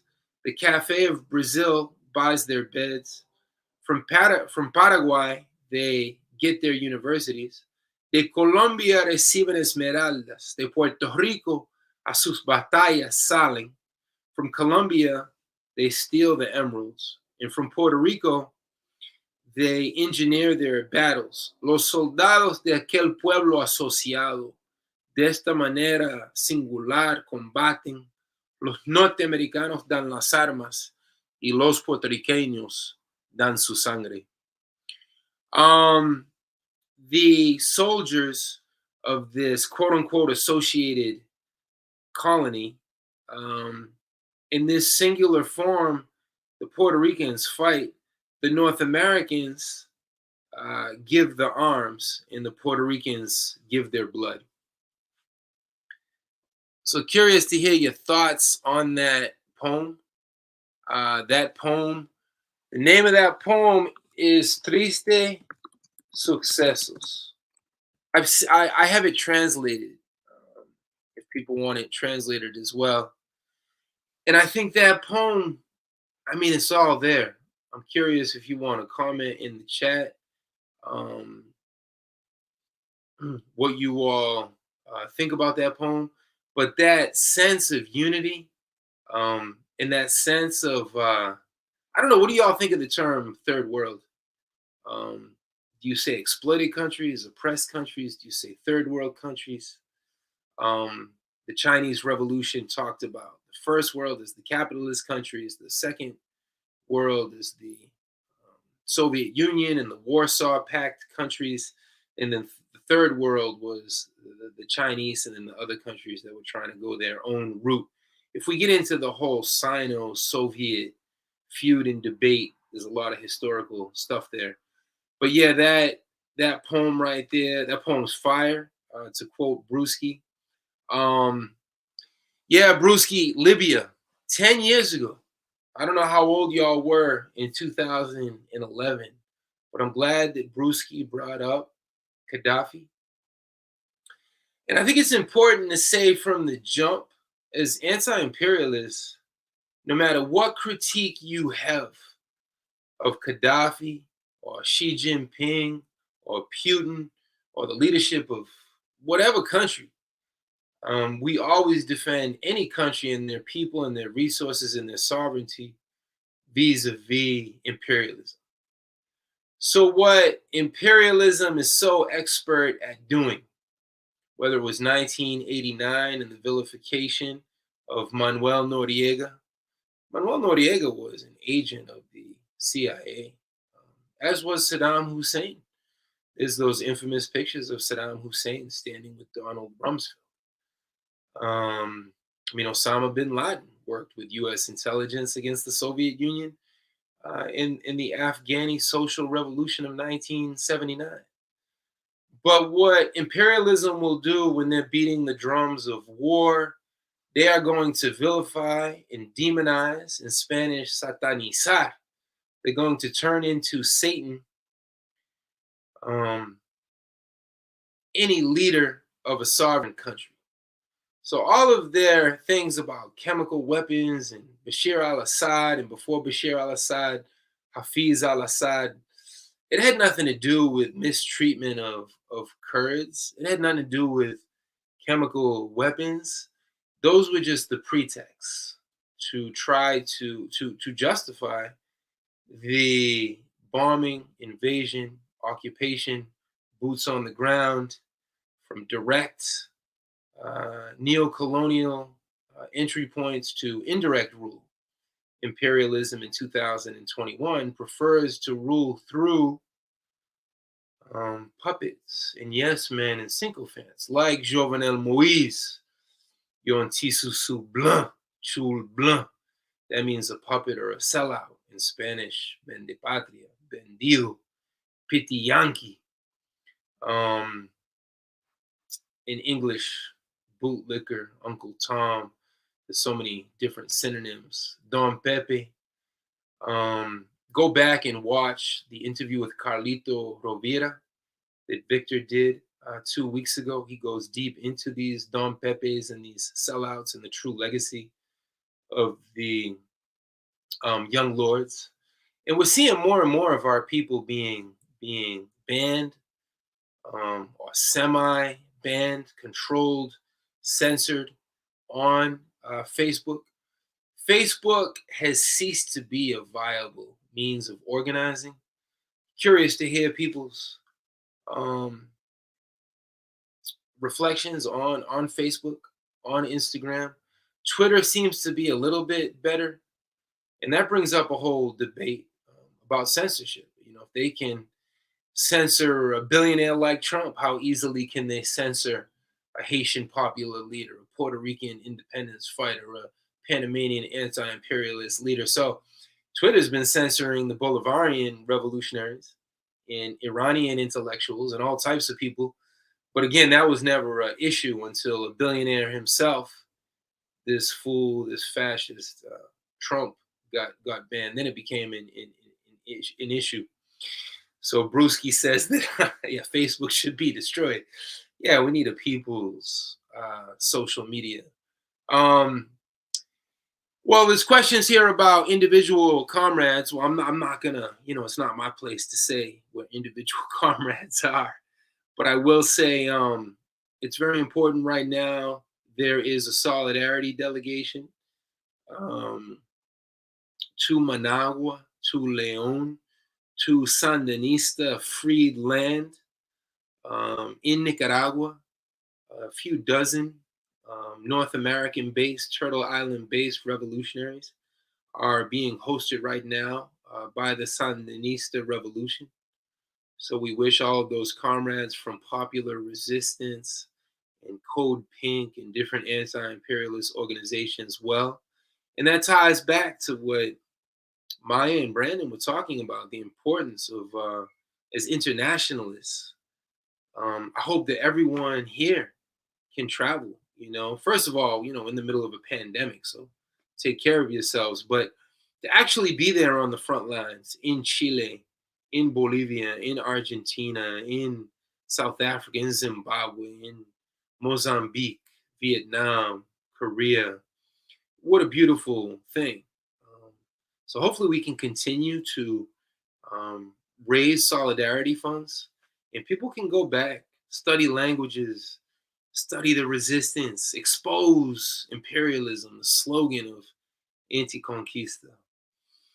Peace to Juan and Emmett and James and anyone I didn't give a shout out to. Emmett is talking about the collective narcissism. Most social media, quote unquote social, is anti-social to the core. Yeah, no question. I mean, if you come out here and do something ridiculous, you can get 100,000 views. But when you start talking like some real anti-imperialism, they're going to shut you down so quick. So much of social media influencing, it's just like hip hop. Hip hop has been abducted and kidnapped. Hip hop began as the CNN of the Bronx, of the CNN of where I'm sitting right now in the hood. And what has hip hop become today? It's been hijacked. It's been weaponized against the people. It's been weaponized in a homophobic way, in a misogynistic way. James is sharing that big pallets of money in Idlib, Syria now. Serial numbers are frozen, 5,000 and 10,000 in order to keep the terror going. That's an important point. This war in Syria, it was never a civil war. The U.S. government was able to turn the Arab Spring into an Arab sting.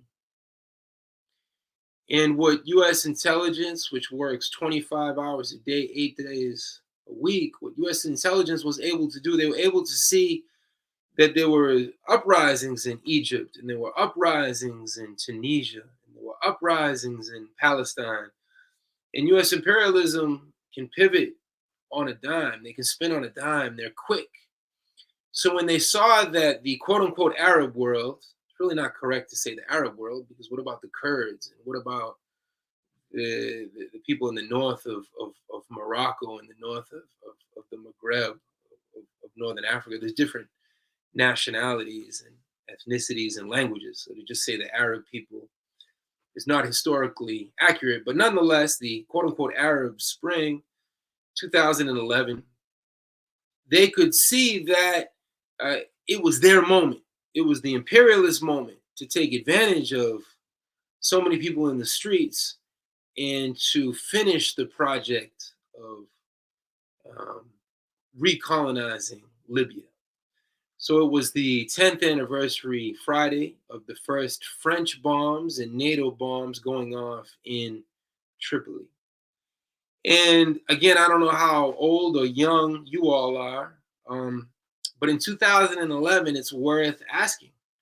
It was a real anti-imperialist test because Hillary Clinton and John Kerry and all these bozos, Barack Obama, CNN, It was pure demonization of Muammar Gaddafi.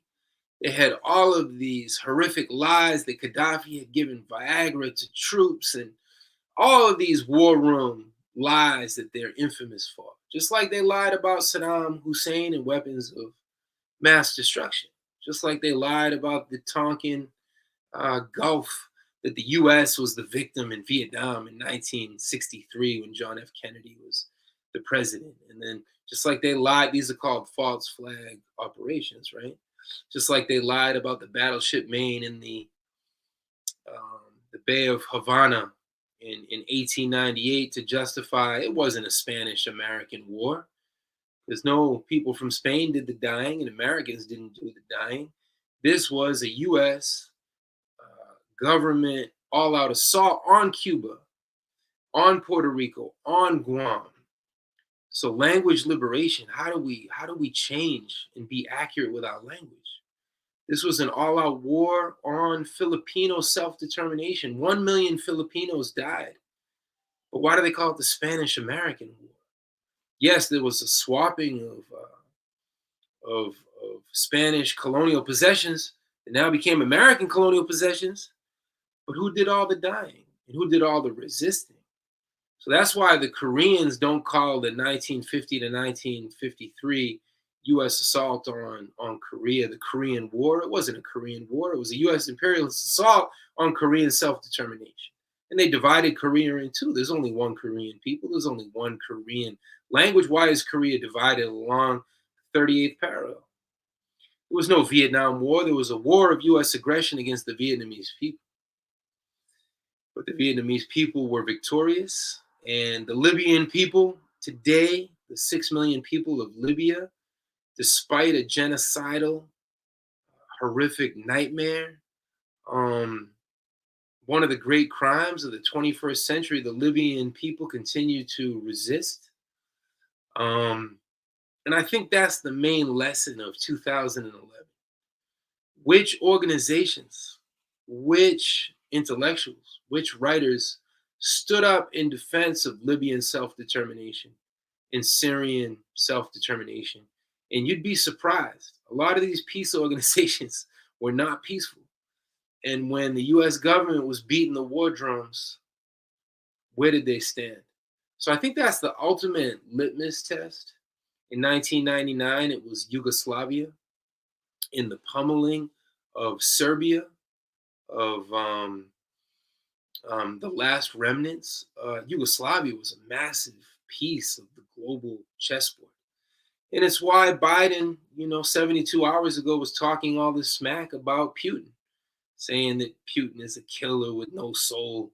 All this rhetoric and Biden trying to be a tough guy, saying that the Russians will pay. That's what's behind all this rhetoric and support for Navalny. They don't care about Russian democracy and the Russian masses. Russia is the largest country in the world. Some of the greatest wealth in South America, in the Middle East, it is in Russia. They want another Boris Yeltsin that they can control in Russia. Does that mean that Putin is a Marxist-Leninist? No. Does that mean that Putin is a Fidelista? No. But that's a secondary contradiction. The correct characterization of the Russian social formation is up to the Russians. And they don't hate Putin because he's repressed people. They hate Putin because he's an impediment or an obstacle to the recolonization of Russia. So to get back to the comments as I wind down, yeah, the re-enslavement of sub-Saharan Africans or Africans, Black people in Libya is horrific. Yeah, reactionaries love rhetoric. That's all they have is rhetoric, because the truth is on our side. In the words of Malcolm X, the truth is on the side of the oppressed. Yeah, Brewski, that's the main point that we have to drive home. And Democracy Now! Do y'all watch Democracy Now! I mean, Democracy Now! Can be important. Like Democracy Now! Will give good coverage to the National Day of Solidarity yesterday and today with Asian Americans. So I'm not trying to be overly hypercritical of Democracy Now! But when it comes to Syria and Russia and China, how come Democracy Now! Stands on the same side every time as the US government? No different than some quote unquote leftist organizations. Y'all remember the ISO, the International Suburban Organization, and the ISO 2.0 today. They still exist. And all they do is critique the Bolivarian leadership, the Cuban leadership, the Syrian Arab army. Who's resisted ISIS more? Who has sustained more casualties from Saudi Arabia and the proxy powers of the US? Turkey played a role early on in the Syrian civil war, quote unquote civil war. It wasn't a civil war. It was an internationalized assault on Syrian self-determination, on Syrian sovereignty. Who stood with Syria? Does that mean that we think Bashar al-Assad is perfect? Again, how is it our business in the belly of the beast, in the heart of empire, what the Syrians sort out in terms of their own economic destiny, social, political, diplomatic, military destiny? How is that our concern? So I think that's the popular educational projects that we have to continually reinforce. So I had a lot of emotions yesterday and the day before for Libya. Libya was a prosperous country. I mean, Libya is truly one of the jewels of Africa and the world. And what NATO and the US did to Libya, in China, silent. Russia, silent. Now, Russia took a stand in Syria. And we should analyze that.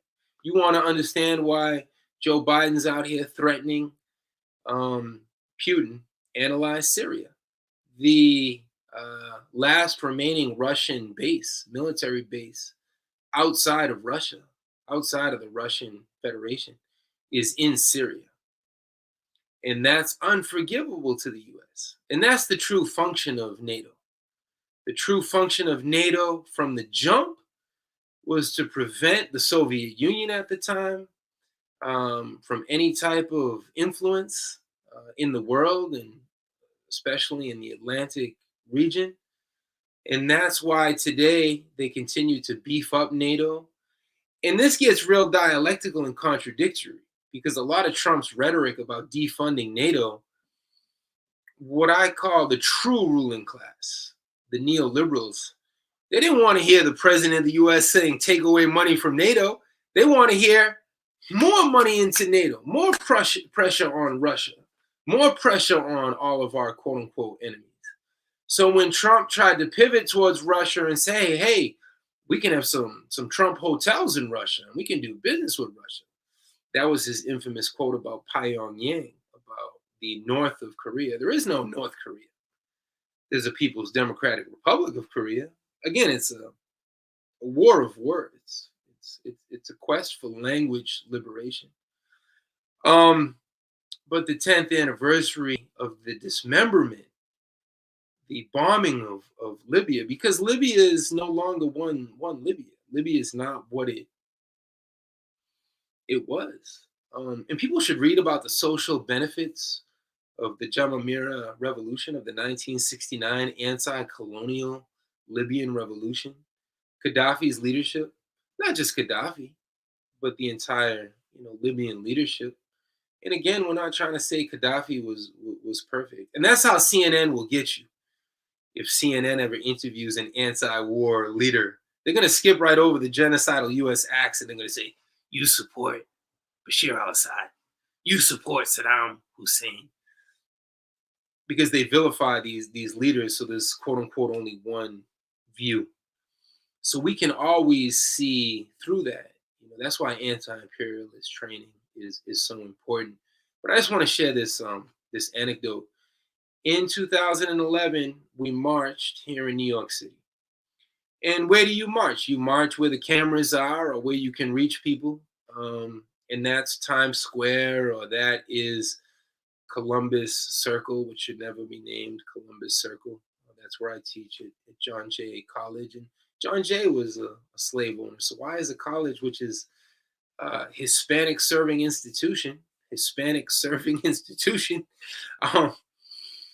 you know, more than 50% Latinx, how is that named after a slave owner and the first Supreme Court justice and governor of New York? So all of these contradictions, right? But we were in Times Square marching in 2011, March, the very first days of spring.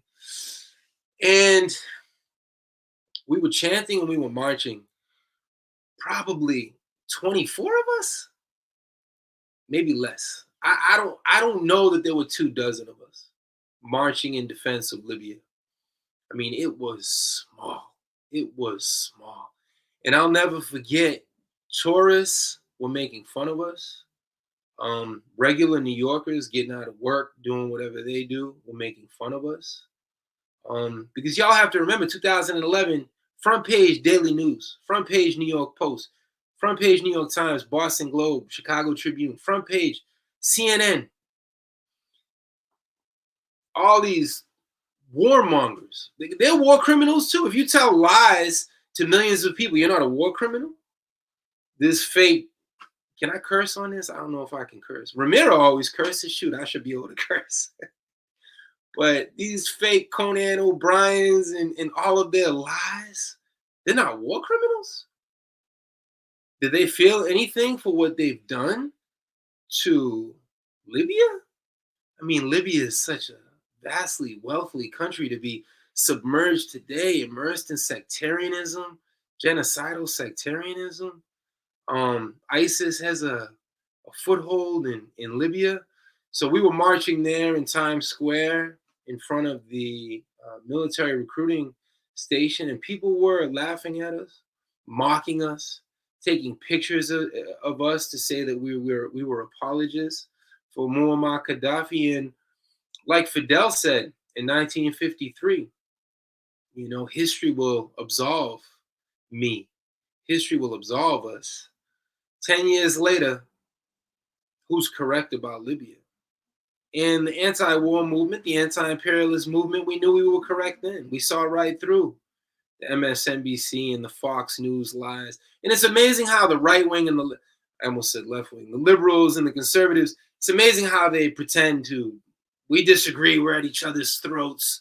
But when it comes to Libya, when it comes to recolonization, when it comes to Venezuela, when it comes to Cuba, when it comes to any self-determining country in the world, when it comes to Haiti right now, where do the Dixiecrats stand? Where do the Republicans stand? And you see just how bipartisan, just how unified they are. Yeah, that's correct. The camarade haïtien la abdi ça, abdi vérité. Obama, they used Obama to sack Libya. They used Obama to sack Honduras. They used Obama to sack Paraguay. I think you could make an empirical argument that imperialism was more successful under Obama in either of his 4-year periods than under Trump. Just so you see how dialectical this is. Trump was not good from an imperialist standpoint. He got into their way. Going to meet with North Korean leadership? No. The CEO of US capitalism is not supposed to do that. But Trump was a loose cannon, hence why the ruling class in their own way, the true ruling class, did away with Trump through social media and the censorship. Bill de Blasio and the New York City business class will no longer do deals with Donald Trump. You've been doing deals with him for decades and decades, as he's been a slumlord and a racist and a horrific human being, and suddenly you're taking this moral stance. Neo, the Awakened One 369, it seems like we are left with two options now in days. Either we live in the wicked, sick society or move to the mountains. Humans need freedom. Well, if we move to the mountains, who fights on the plantation? You know, does the escaped slave, does the maroon just escape to the mountains, or do they use the mountains as the trenches to wage the liberation struggle? You know, we all need a week off, and we need fresh air, but we got to keep, we got to keep fighting by any means necessary. Trump didn't start a war too, which was odd. Yeah, interesting and good to see John, a consistent comrade who's always here. Western Mass, if I'm not mistaken. Trump didn't start a war. I think that could be factually true, but he continued wars, the bombings of Syria, of course, and the further encroachment into Palestinian land, the war right here, the white supremacist war. I mean, it was Trump and Trumpism and the media demonization, all the racist Kung Flu virus and the Wuhan virus and it's a China virus. I mean, that stuff was a war on people of color right here. So I hear what you're saying, but I think we have to look that these are hybrid wars. Trump continued the war on Venezuela. He ratcheted up the war in many ways against the Cuban people. So imperialism is very slick and sly and snake-like. Imperialism can attack you in many different ways, but then go on CNN and say, we're a friend of the Venezuelan people. We starve them every day. There's a hybrid war that takes on a military form, an informational form, a diplomatic form, and every other form, but we're a friend of the Venezuelan people. So the rhetoric, the expansion of AFRICOM under Trump, under Obama. There's a great piece that came out that you all should check out in the Empire Files about AFRICOM's expansion. There's like a belt or a stripe across Africa, the heart of Africa, the center of Africa, where AFRICOM controls bases and it's indirect colonial rule. I mean, it's 2021. How do we wake up this sleeping giant, this giant that Ernesto Che Guevara said he was envious from the point of view that when the North American people, the American people, the diaspora, all the third world within, people of color, oppressed people, but when we wake up here, when this sleeping giant wakes up here, all of capitalism and imperialism will tremble. And that's why the war against the Vietnamese people was so risky too, because 500,000 US GIs, 500,000 troops, Puerto Rican troops, poor white troops, black troops. Remember, it's when Muhammad Ali said, no Vietnamese ever called me the N-word. And it's when Oscar Lopez Rivera, the Puerto Rican political prisoner for 3 decades, said, I don't have no beef with the Vietnamese people. They look like Jibaros. They look like me back in Puerto Rico. The campesinos, the peasants of Puerto Rico. So 500,000 US troops refuse to fight. They go AWOL. They go MIA. They fight back. They shut down the US military machine. And that's what will ultimately happen. We know the reactionary racist nature of the NYPD, of the LAPD, but continue to study the US military, because the class character of the US military is very, very different. Most US soldiers, the National Guard, the Army, the Navy, you start off with how much money? It's in the 20,000s. It's a pittance. It's very little. You start with the NYPD, you start off at 42, 45, 50,000. And within 2-3 years, you 60, 70,000, you can retire after 20 years. So there is a class interest in continuing the racism and white supremacy in the segregationist project and stop and frisk social control project of the NYPD and the different police departments. There's an incredible documentary on this topic, Sir, No Sir. Excellent documentary that talks about the revolutionary potential of the U.S. armed forces. And definitely read about Oscar Lopez Rivera, who makes these contradictions evident as well. Another one, The Ground Truth. The Ground Truth is about U.S. soldiers and PTSD in Iraq. It's another excellent documentary on this topic.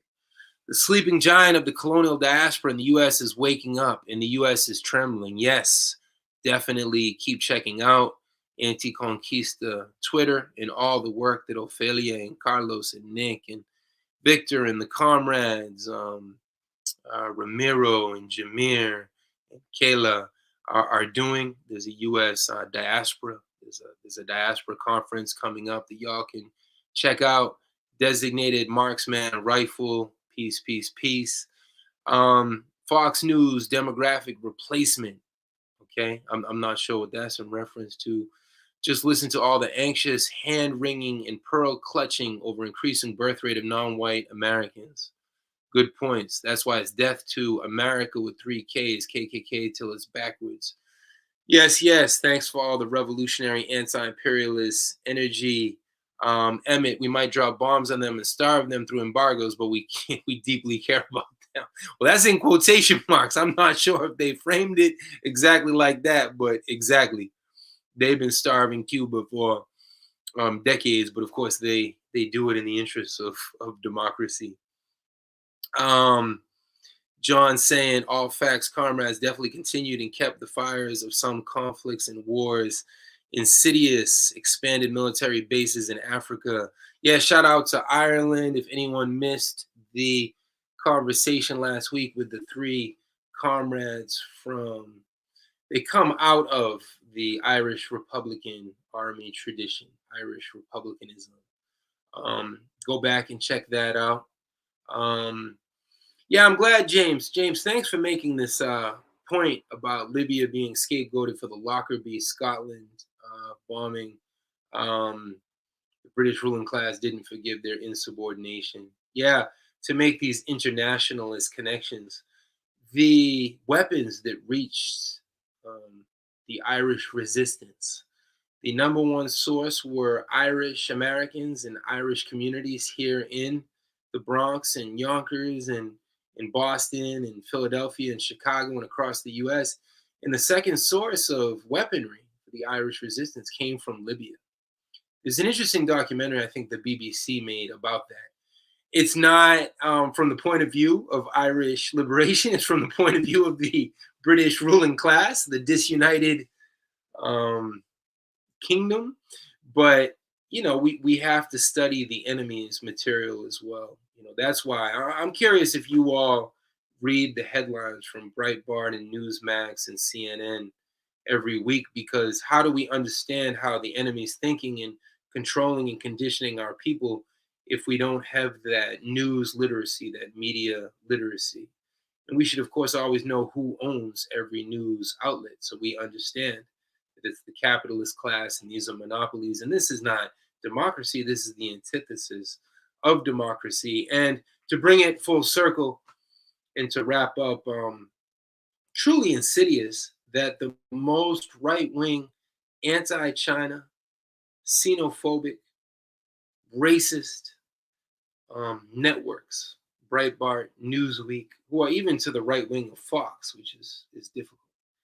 Do you know that they haven't even covered the massacre of these 8 individuals who lost their lives to another domestic terrorist, a white supremacist terrorist?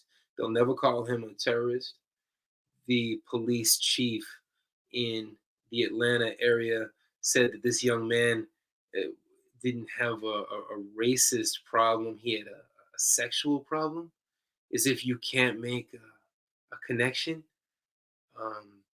to the sexual dimensions of colonialism and neocolonialism, that this entails sexual oppression.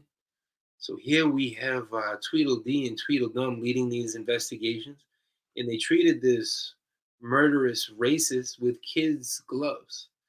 So the system is more and more insidious and sick. And Trump and Trumpism and the right wing, they have laid the groundwork for ongoing horrific crimes against the Asian community, against the Latino community, against the Mexican community, against the Muslim community, against brown and black communities. So how many more of these quote unquote lone wolf, psychopath killers, murderous killers are out here waiting for their turn?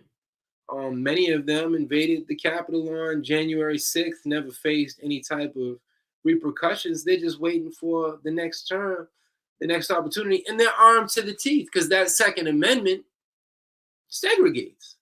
That Second Amendment is all good if you're part of a right-wing militia in Ohio, Michigan, Oklahoma. But if you're a Mexican or Honduran immigrant, try to arm yourself in Oklahoma or Tulsa.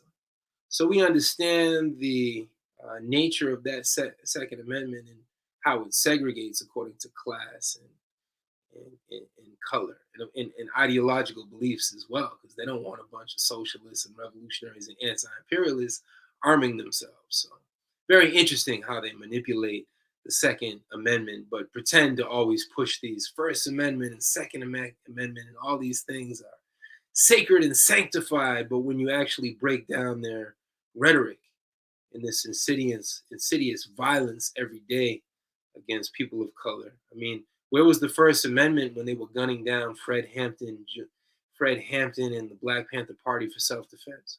Where was the Second Amendment? Where was the First Amendment? Where was the right to freedom of assembly? Where was the right to freedom of speech? Where was the right to freedom of the media? So keep exposing imperialism, keep exposing their hypocrisy, solidarity with all people struggling from Haiti to Chile. Brewski, if you're in America, you best be exercising your Second Amendment rights. Yeah, for sure. But we're also pointing out that if you have any type of felony behind you, they can use that as an excuse to also invade your home. So definitely everyone should be part of some type of, Second Amendment gun club.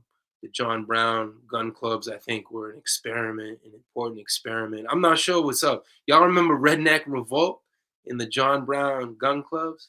What's good with them, man? They ain't emailed me back lately, but yes, love to our Irish comrades. Shout out to them. Cool, I'll take it out.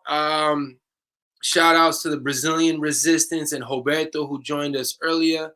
Shout out to Brandon and Maya, who just, I can't say returned, because they were deported. They were deported from Chile. So the whole episode is here. And Tuesday night, very exciting. Tuesday night, we have King Tone. If y'all don't remember King Tone is a legend. King Tone is a contemporary legend. Look up King Tone, Antonio Fernandez. Subscribe to his channel. King Tone has he does a weekly show on Fridays on Facebook, on YouTube. King Tone is a legend, and we'll also have Madrina. Madrina, these are old school veteran revolutionaries who were the leaders of the almighty Latin king and queen nation. So we'll be here with them Tuesday night, 8 p.m. All power to the people, signing off. Thank you, everybody, for your beautiful revolutionary anti-imperialist energy.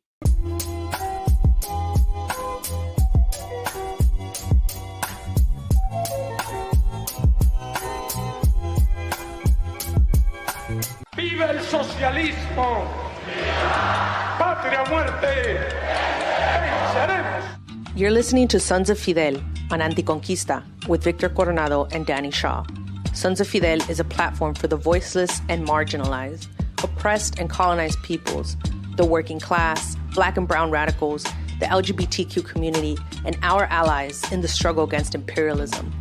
Please note, the views expressed by the hosts or guests of Sons of Fidel may not necessarily reflect the views of ANTICONQUISTA.